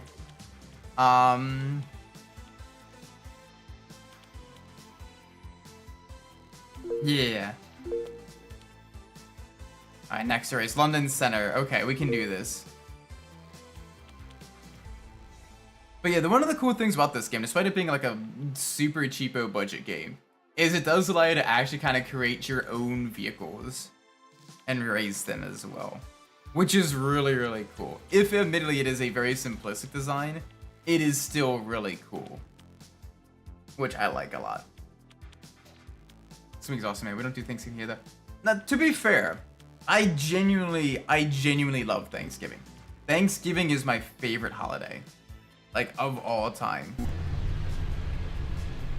It is my personal favorite. Because you don't gotta worry about getting anyone any gifts or anything like that like Christmas. It's basically you just have a giant potluck with like family and friends and everything. And it's so good. Sounds like a sweet holiday. It is a sweet holiday and it is a savory holiday. See what I did? Sorry. But no, it is great. I'm gonna be making some mashed potatoes, and I might see, depending on what the rest of the family is doing, I may also see if I can't make a dessert. So I will fully admit I genuinely enjoy cooking as well. Not everyone enjoys cooking, but I genuinely enjoy it. So like, when I get to make a lot of food for a lot of people, like, holy moly, it is a lot of fun.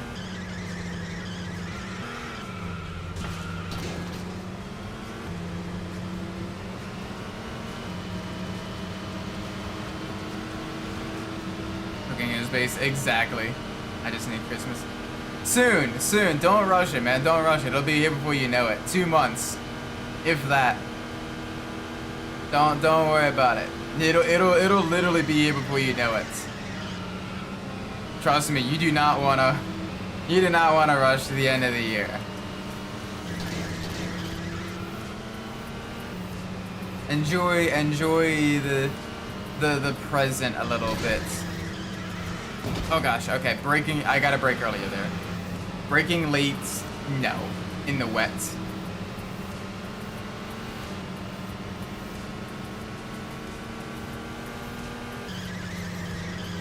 How you doing cooking pasta and meats and food? Yes! Oh my gosh. Cooking in general is just, like, it's so good. Just waiting for the YouTube. Yes. I'm not sure what that is, but yes. Like, what am I making tomorrow night? Oh, tomorrow night I'm making chilaquiles. I'm making a Mexican style chilaquiles. Got my chorizo and everything ready. I got the egg for that, all the tortilla chips. Granted, it is more of a Tex-Mex dish, but I get to make the chilaque. That's what they call Santa. Oh, that's what they call Santa Claus. Ah, sounds delicious. It is really good. It's basically kind of like a Tex-Mex comfort food, but it is so good. So like, occasionally I'll make it for like my wife and I and everything. And it's delicious. Why did it not let me shift up there?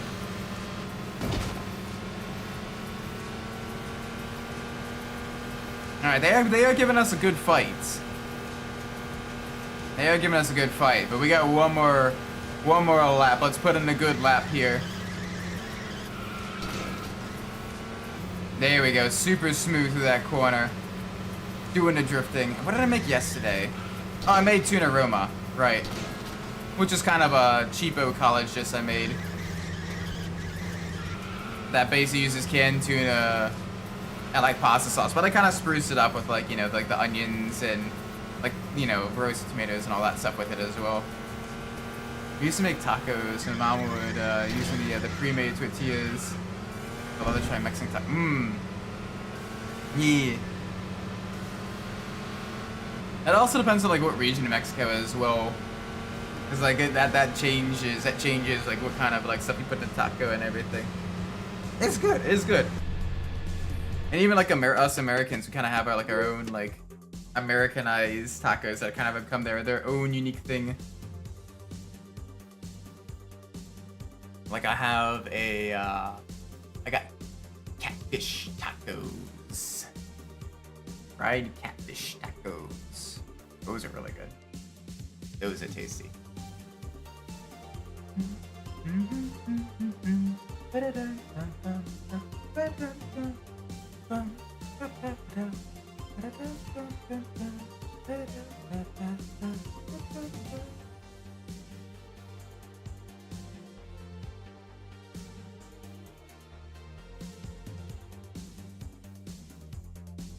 Alright, there we go. We've won another championship. Ooh, we've got a challenge. I met with a buddy of mine one day. I want to try the way y'all do. Ooh, okay. That also varies by region as well. Because you got Texas barbecue, you got Tennessee barbecue, and you got like the East Coast Carolina barbecue. Oh gosh, I'm trying to remember which one's which. But basically, it's all down to like what kind of like base they use in the sauce. So one uses kind of more like a sweeter base. One uses kind of like a more like spicy hot sauce base for the barbecue. Another one uses more of like a vinegar / mustard kind of base. Which is really, really cool. So that depends as well. That makes things different. Alright. Oh gosh, race 1 of 4. Yeah. Okay, so hang on a second. We're gonna do the challenge. We're gonna do challenge 1. And we're gonna be in the Pontiac GTO race car. I might be trying to text this one. Yeah, don't quote me on that. I'm trying to remember which one's which. I hope one day you get to try the way we do, but yeah, that'd be cool too. Chilean barbecue. Chilean.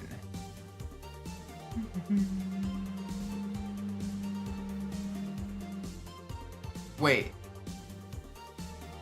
Chilean, right? No. I'm trying to remember. I apologize. I'm trying to remember countries. Is it Chilean?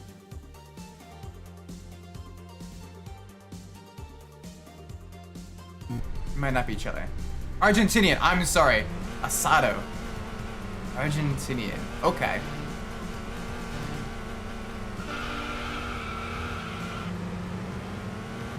That would be good too.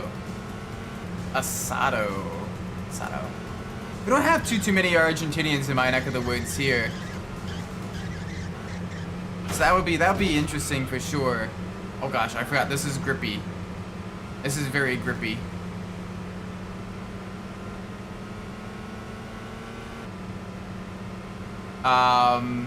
But yeah, it'll be interesting. I'd love to try that. I'm sure I could probably pick up some of the ingredients, or at least create similar. What's the word I'm looking for? Similar equivalents. Probably. I absolutely ate shit on that turn there. It's weird. The GTO is both surprisingly grippy and also very understeer at the same time. Also, going on topic of the game, I find these games should be charming. Yes, like games like this, Ford Racing 2, Ford Racing 3, Rally Fusion, the games that like tried something unique and weren't necessarily like groundbreaking, but like were like super charming and adorable in like the best ways.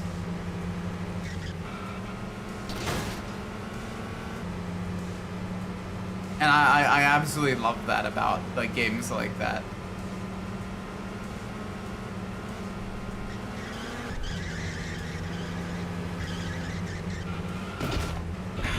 Okay. That part's gonna hurt me a lot. I'm gonna have to really catch up to the GTO. I gotta lock in.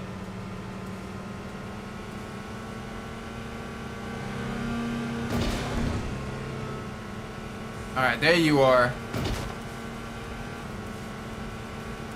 Oh gosh, I forgot. Yep, these things that reach out like crazy speeds.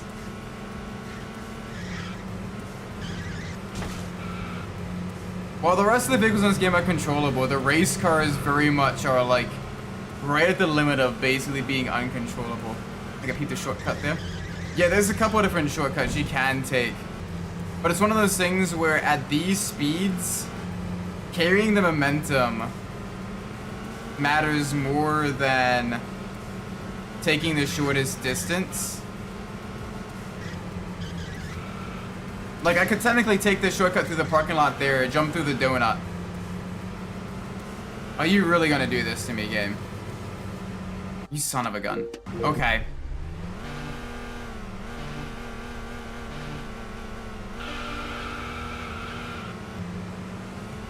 Okay, let's try not to bounce off the walls nearly as much. But yeah, there's a couple of shortcuts in the different street tracks and everything, and varying pathways. Yeah, the race car challenges are probably the hardest part of the game, just because they are genuinely, despite having like some of the best overall stats, they are some of the hardest cars to drive, because they are very twitchy, and they have an incredibly high top speed as well.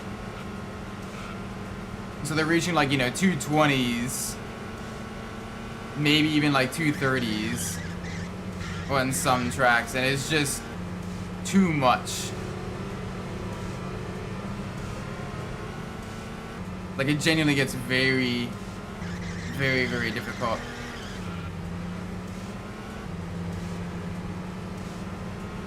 So thankfully it's not too bad.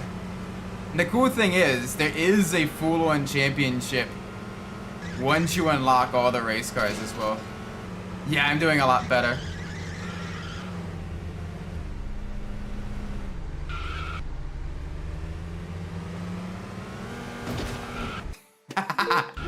Sorry, I wanted to give it a shot. You technically can. But, yeah, no.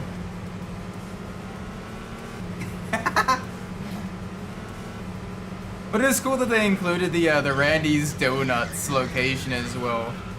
And the iconic LA location. There's a certain version of the LA track where you can drive down the LA River.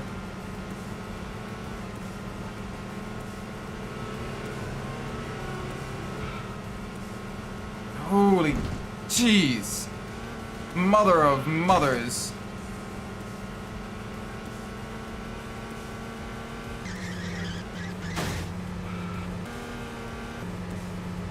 Was I exploring something? I mean, I was just showcasing the fact that you can technically take shortcuts. It's just, there's a reason I very much don't. 9 times out of 10. And that's just because oftentimes the shortcuts are more risk than they're worth in this game. They are cool that they exist. But, yeah. Hang on a second, I will read that once I get on a long enough straight. I saw something about burnout there.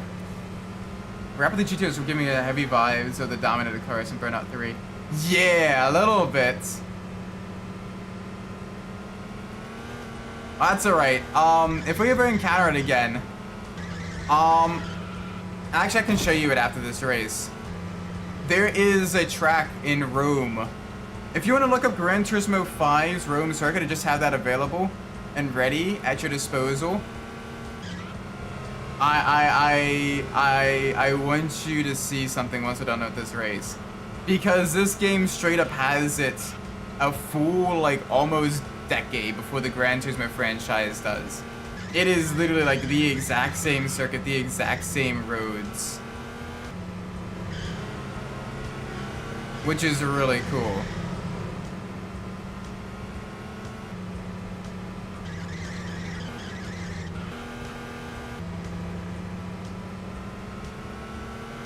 Oop. Like, you even go around the Coliseum at the same exact point.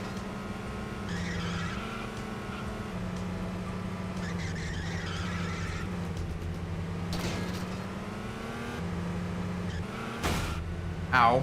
Right, that fence is not destructible. Anyway, across the line. There we go, perfect. Much better. Freezing layouts is something so rare in race games that happened in Asphalt 2 too. Did it really? Asphalt 2 Urban GT. I think I had that for the DS. What was the reused layouts? What was the reused layouts?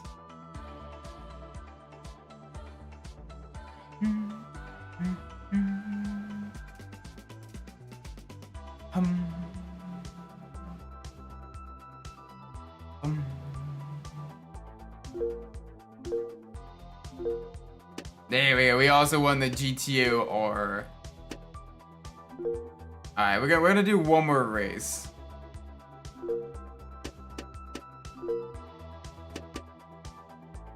They used some real life track layouts for some of the circuits in that game. Let me look them up. Oh right, that's what I forgot.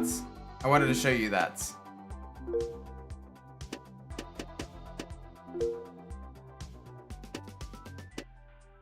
Yeah, if you look at the South version of Rome Circuit here, it is literally Gran Turismo 5 Rome Circuit. And Gran Turismo 6 technically as well. That is crazy.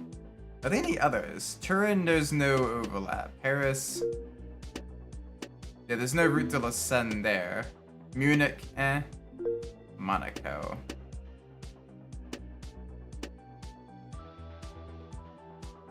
Yeah, they don't really do the Monaco Grand Prix circuit, which is unfortunate, as that would have been really cool.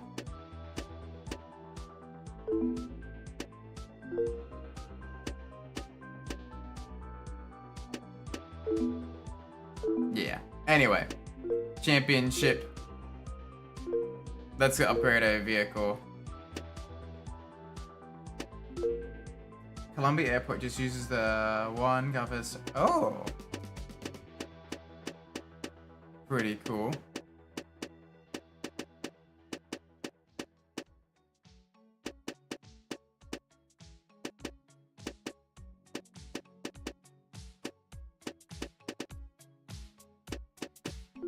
There we go, perfect. This will work really well, I think. Alright, new design. Gosh, you can turn into a muscle car. You know what, we're getting a really scrunched face here. There we go. I'm going to use the Shanghai International Circuit layout. Did it really? Oh my gosh, that is super cool actually.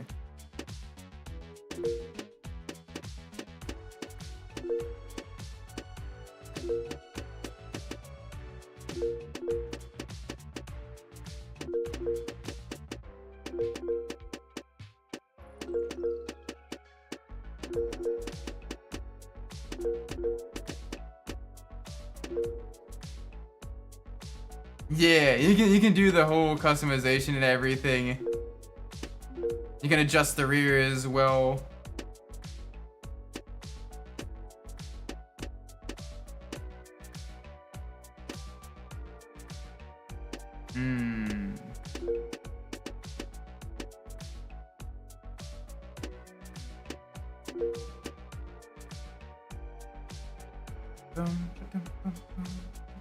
That's too much of an overhang.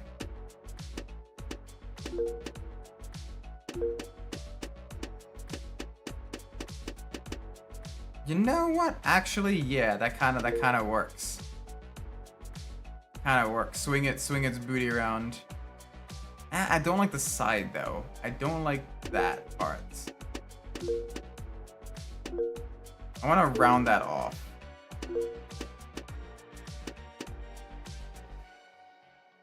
There we go. Round that off just a little bit. It's a quirky looking Celine. That's kind of what we made, isn't it?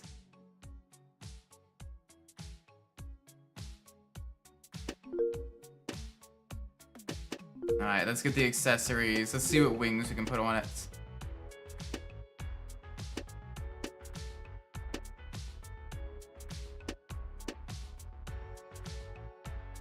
Yeah, that looks reasonable.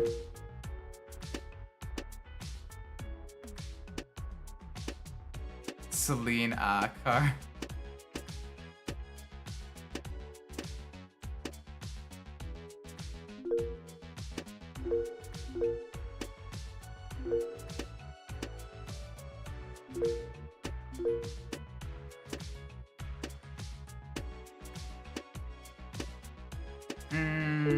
We'll keep the same wheels.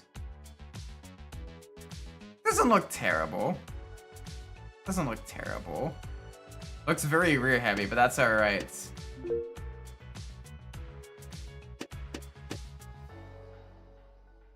Alright, this would be, I think 6-liter V12 will be the way to do this. 6-liter V8. 6-liter V8 in this beast. You know what? I'm not entirely sure I like that. I'm gonna adjust the wing again.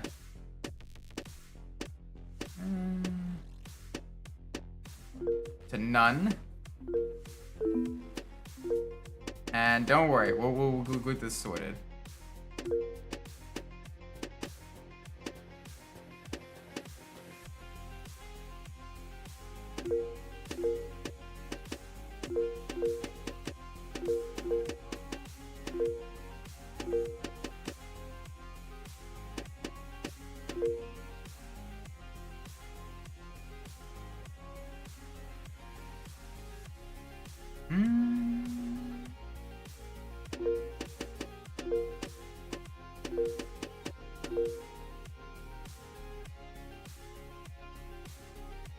There we go.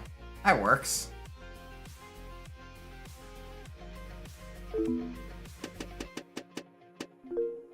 Now you might be wondering, okay, why do I keep entering and exiting after like 50% instead of just going all the way?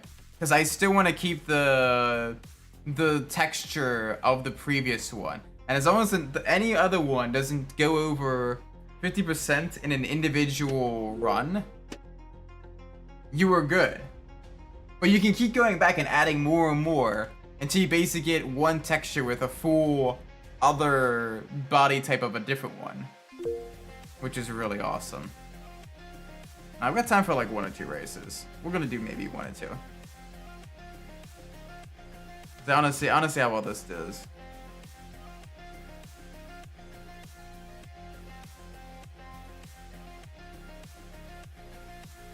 I wanna see how well this does here. Yeah, Alien Celine. It is very Celine S7 looking, isn't it?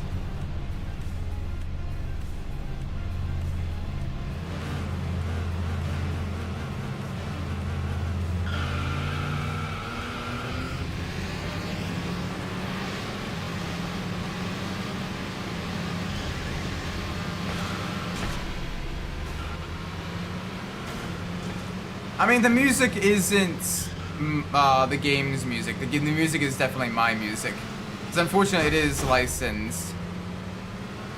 But it is still really cool. The in-game music is honestly a bit of a banger as well. And I do highly recommend like listening to the soundtrack there, if in your free time as well.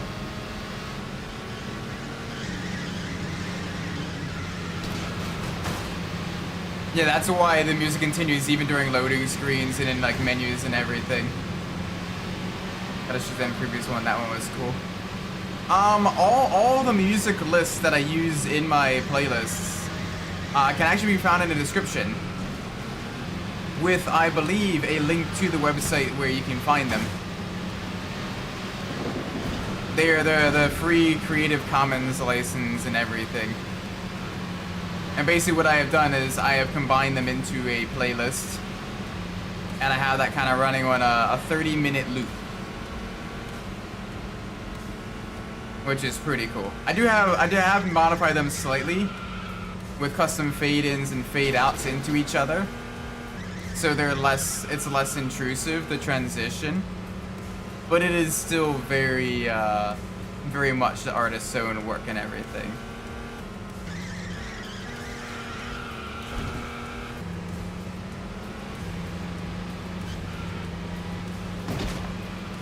I have just kind of mixed them and everything like that and gotten them pretty much to the point where they are all audio balanced and everything. They are all like they fade into each other with minimal like disruption and everything. There's no like awkward breaks and sounds. Basically, I'm just doing the role of a DJ but the music is not my own.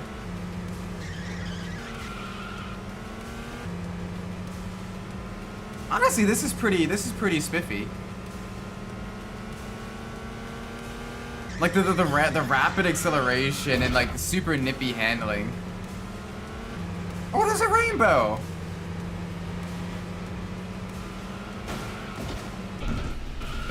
Don't do that. I saw that coming.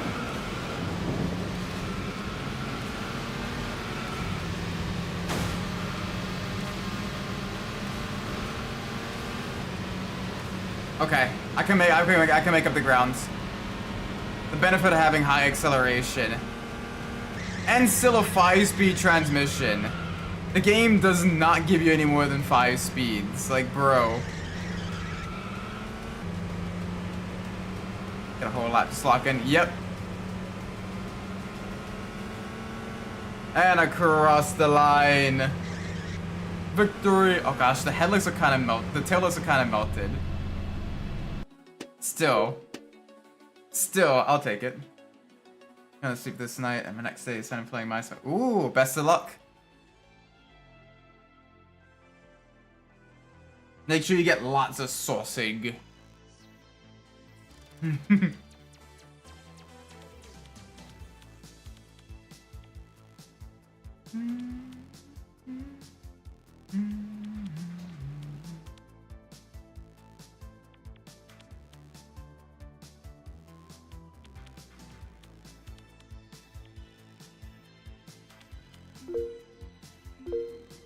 For this game, honestly, it's a great game. It runs well on pretty much most emulators, and you can usually find it pretty. Like I got mine fairly late in the PS2 life cycle, and I got it for like $10. Yeah, this one is Shocks. I've not played Shocks. I need to play Shocks.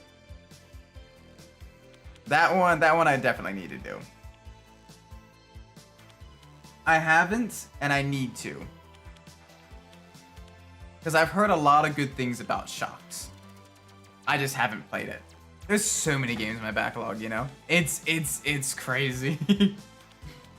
It is absolutely crazy. So many games and so little time to play them all. Good things about Shocks, honestly, it looks dope. Yeah! And I kind of love arcade rally games as well. Like, if you haven't played it, Rally Fusion is genuinely a hidden gem on the PS2.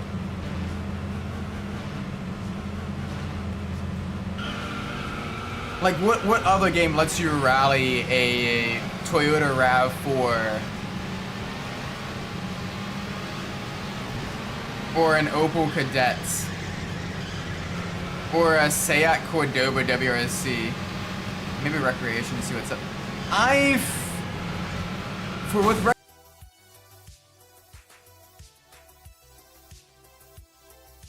This is interesting.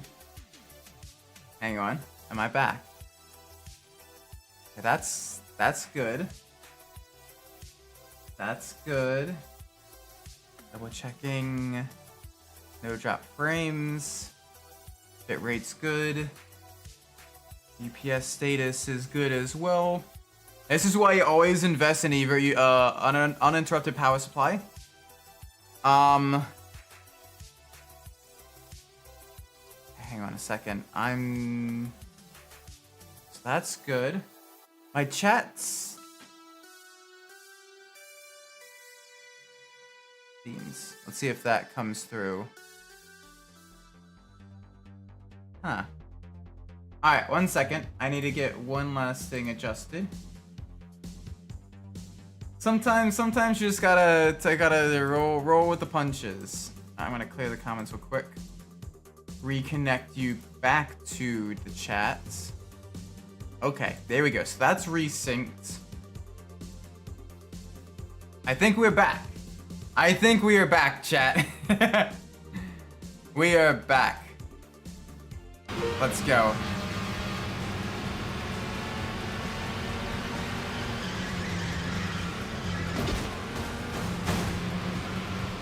Alrighty. Yeah, let's do this race and then maybe like one more. Oh gosh. So that corner is death.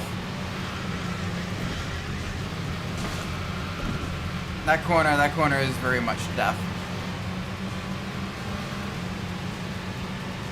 That's okay.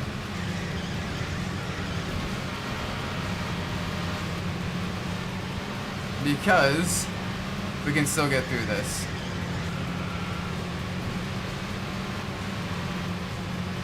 Ooh, alright, a little bit of a jump, a little bit of air time. A wee bit of air time there. Alright, come on. Big push now.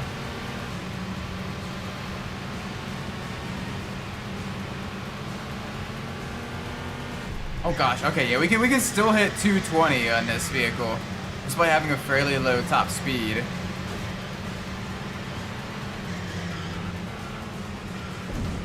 I will take that. I will definitely take that.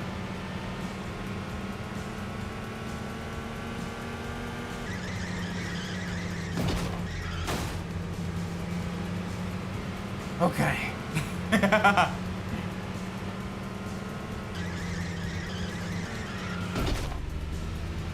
All right.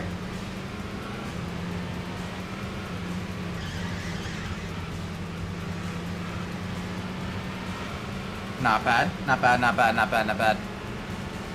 Yeah, we'll do this one and then one more race, just because it feels awkward getting everything finally reconnected and then going, you know what, I'm gonna end the stream here. I'll do one more after this race. One more after the race. I gotta be a little bit careful on the crossover section. Figure 8 is such a pain. It is very tricky.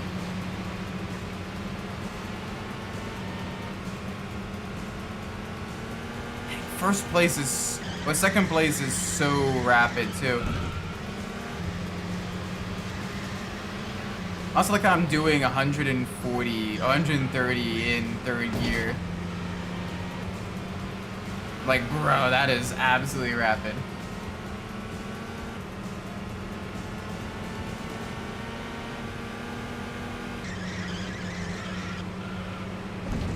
Alright, a little bit of a nudge, a little bit of a bump. Alright, down on the brakes. We gotta slow down massively through the chicane. There we go, we got a good run that time around.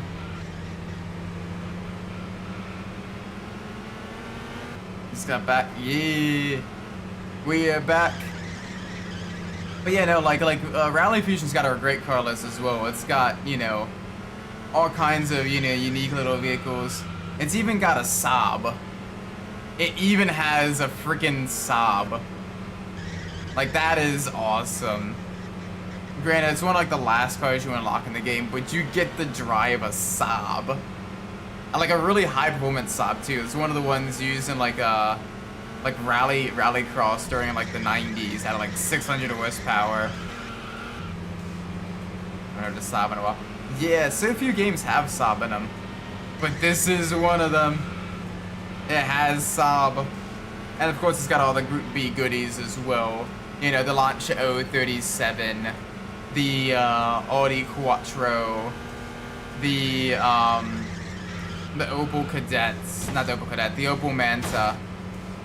And then of course it's got, you know, the Lancia Stratos, your Ford Escort Mark 1s, like all kinds of the goodies. Ow. I gotta stop hitting the wall. Same with the Seat. Yeah. It's got the Seat Cordoba WRSC. It's got the Ford Escort Kazi. It's got both the Corolla and the Celica rally car. It's got a Mitsubishi Evo. No Impreza though, unfortunately. No Impreza, which is a little bit unfortunate. But it does have the Evo. It's got a couple Peugeots as well. It's got some good stuff. It's got some good stuff. It is a great arcade rally racer. Is it groundbreaking? Will it blow your pants off? Probably not. But like, if you want like a new to you hidden gem game to play that drives pretty well, has a decent amount of content, and is for the most part pretty fun, where you can't really drive out some of these vehicles anywhere else. Yeah, I recommend it. I recommend it. Sounds better than what Dirt 5 had to offer. Yeah, like actual rally racing modes. Oh, snap, did I go there? Oof. Not the knock Dirt 5. It did some things alright, but it definitely felt like basically... It felt like instead of being made by car enthusiasts, it was made by enthusiasts of car enthusiasts, if that makes any sense. Like it felt like it was people that were really into watching like really into watching not Motorsport itself, but like watching like other people making edits of like Motorsport hype moments or whatever. That type of deal. And the rallies are just conspicuous by the absence. Yeah, and then like every other version, like they had like so many different like different modes that were all kind of like the same mode. Like the Land Rush versus the Rallycross versus like whatever else, the Stampede. All of them were either point-to-point or circuit racing and pretty much like the exact same cars. It just felt very repetitive. Like the only two modes I distinctly like remember being like their own uniqueness was like the sprint cars and like there was a rock crawler buggy time trial, but there was like only one like course for the rock crawler buggy. So it was like the same course each time. I don't know if this goes to stage last 2 minutes to 10 minutes and yeah. They really dropped the ball on that one. Like Dirt is Rally. Like all the other stuff is great additions and everything, but Dirt is Rally. Pathfinder events. Yeah, to be fair, I actually kind of like the Pathfinder events. Those are the fair, but I don't know. It had a cool concept. It had a very cool concept that was executed kind of and unfortunately you only had like one track, which is a little bit disappointing.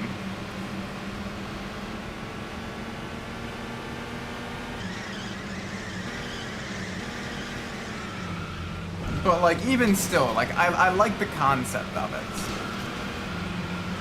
And okay, I will give credit where credit is due as well. I did genuinely enjoy the soundtrack of Dirt 5. Like, I still have a decent amount of their songs. Granted, a lot of the songs were songs I already liked. Have I waited too long? Have I found that someone? Have I waited too long? But like, it did introduce me to a couple other like songs and bands and everything that like I didn't know about that I have now added to like my playlists. Like they did a genuinely good job with the soundtrack in that game. I will admit that. This might be a controversial thing though. One thing I didn't like with Dirt 5 is did it feel like every single like event it was like, let's have the weather change 20 times during this event. Let's turn the saturation higher than a Mr. Beast video, Mr. Beast thumbnail. Let's, confetti everywhere. Like, it felt like it was, like, the game was worried that it was gonna, like, bore you with, like, actually having to drive. So it was like, let's make a bunch of random visual effects. Let's make a bunch of random ass visual effects go off so to keep you... But like honestly for me, like it actually kind of gave me a headache. This might be old man yells at cloud moments, but like genuinely like games can tone it down a little. You can be a little bit more understated with your presentation. Like it felt like it was genuinely trying too hard. Mentioned that in the video you made. Oh yeah, I remember that. That's low key. Yeah, okay, so at least you and I kind of like the same complaint, where it's like, the game is, like, racing games should live and die by, like, how fun it is to actually, like, drive in them. If you can't do that, and you gotta resort to, like, other cheap tactics to, like, make the races interesting, then you've kind of failed as a developer. It's the same thing with like the new grid games as well, where they're like, alright, let's have a bunch of drivers just randomly like take themselves out to add drama to the race and everything. Like, no, give me hard opponents.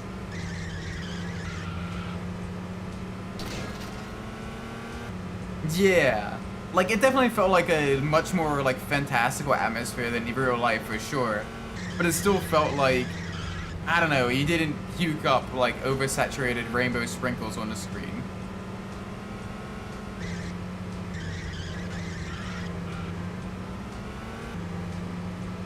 Though it did kind of suffer a little bit with the kind of obnoxious bloom and the realist brown phenomenon of the 7th generation consoles, which is just kind of unfortunate for the time.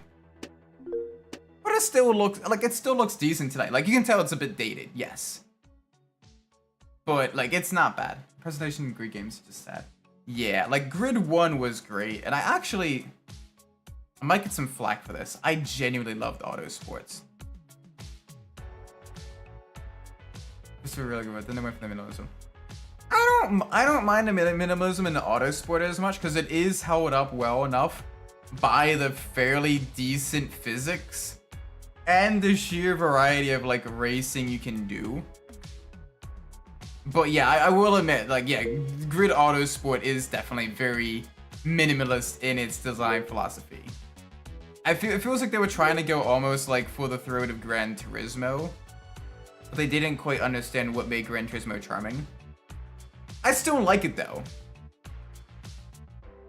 Like, of all the Grid games, I feel like Autosport is the most satisfying to drive in.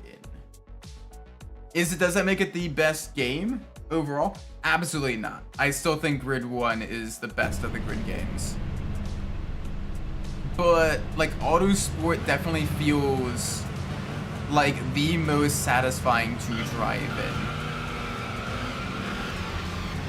in terms of like actual wheel-to-wheel racing with opponents, in terms of actually like going like through the laps and everything. Granted, I usually play with like the bare minimum of assists, and I am, you know, more of, I don't want to say a sim racing snob, but like, I definitely do have a preference towards more grounded physics than arcadey. Right? This isn't just reverse Monaco.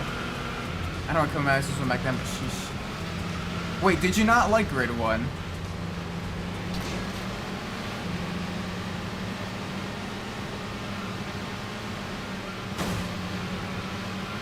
Gosh, this feels so weird going backwards Monaco. Oh, you love Grid. Oh, okay. For a second, I thought the sheesh was more of like, a sheesh, I didn't like it or whatever. No, Grid 1 was probably my favorite overall. In terms of presentation, in terms of overall, like, keeping you interested, keeping you hooked. The great progression. Making Raven West feel like an actual threat, because I will fully admit, they aren't nearly as much of a threat in Autosport. They're still there, but they're just kind of like a faster team.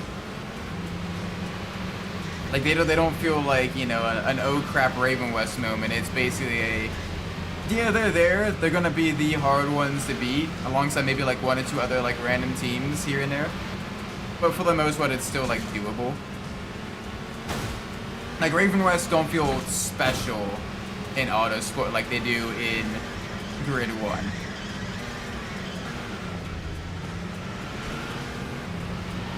That corner is pain.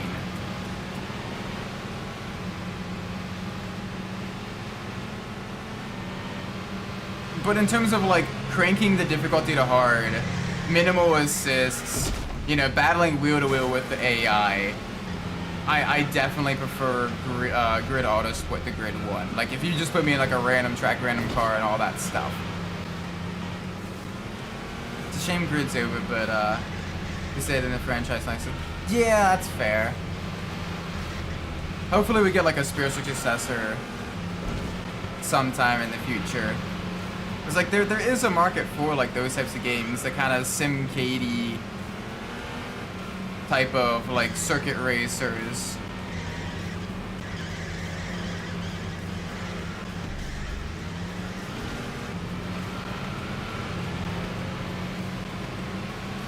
Alright, this may also be another controversial Dirt Fantasy. True. Thankfully, Dirt Rally and Dirt Rally 2 still have a really good, like, active sim racing league community. But, like, if you prefer, like, the arcadey, the more arcade-focused Dirts, yeah, you're kind of fucked. I have massive amount of sympathy for you guys.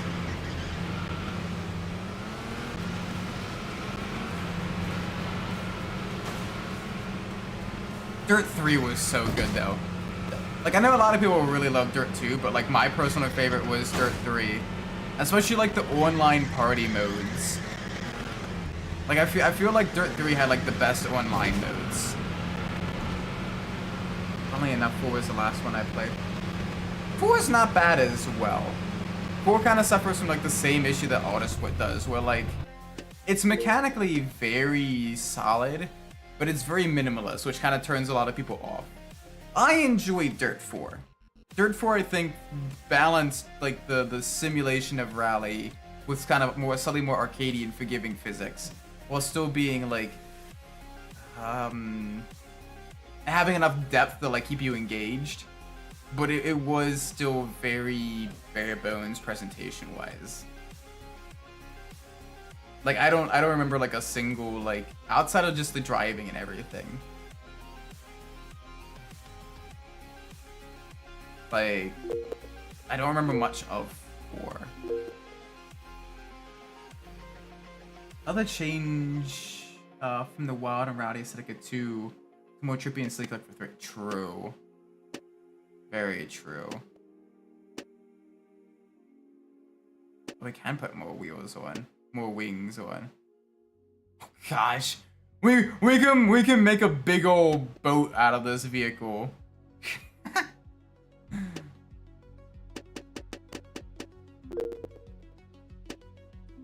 Yeah, we got time for one more event.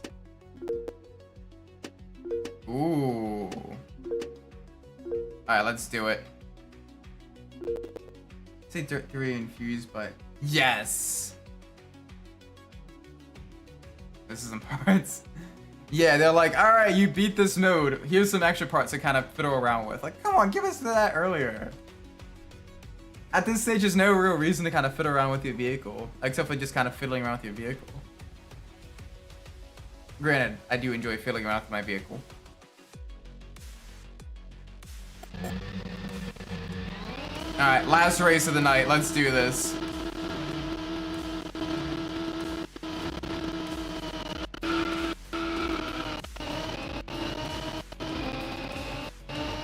Last race of the night. Come on, big push.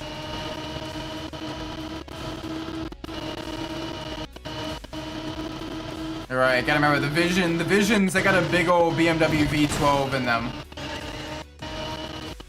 Although this CPU was a lot lighter than the road-going Vision. It is still heavier than the GTO.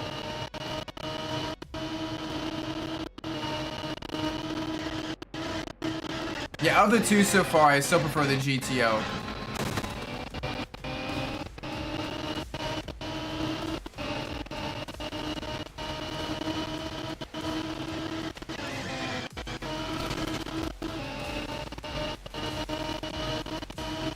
Alright, come on.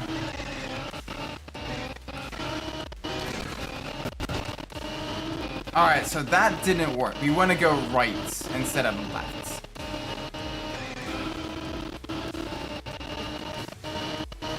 Judging by the hellish cloudy sky, this has to be London. Yes, it is. We got Big Bong there as well.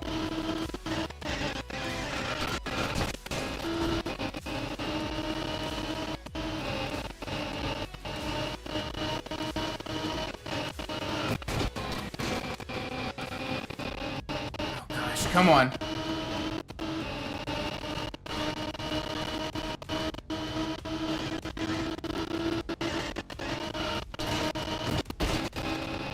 Alright, not bad, not bad. We are still right on the tail heading to lap 2.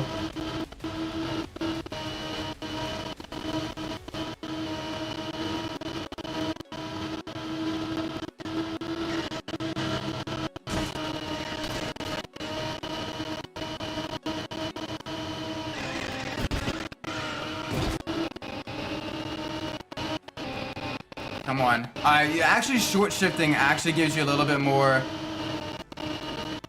speed.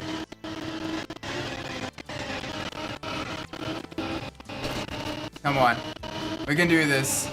Big push, big pushes.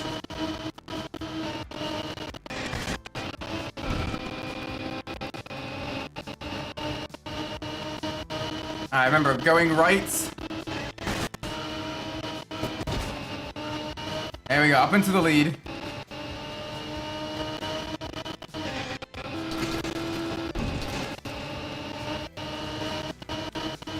Come on, come on. Hi there, thank you for the bump draft.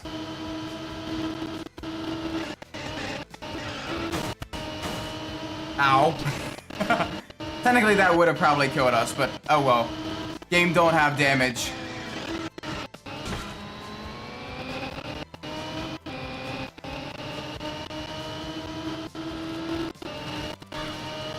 Oh gosh, I turn up the aggression to max with these guys as well.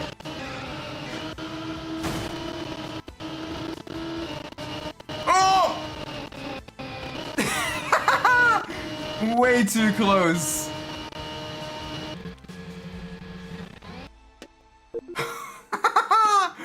Holy moly! Jeez! 0.08. Alright. Wow. I did like my best Gus Fring impression there. Heck, I heard the bell ringing.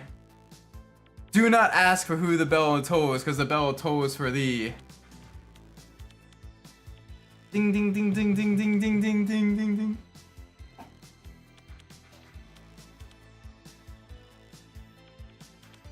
Perfect way to end it. Oh, for real.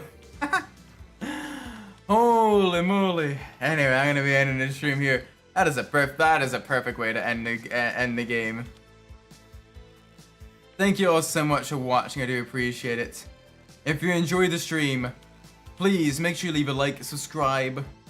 Let me know doing well in the comments down below. If you didn't like the stream, please let me know in police so I can fix that in the future. With that being said, I've been Isaac Umbras, and wherever you're in the world, whatever time it is for you, may it be a great time, and I will see you all in the next stream.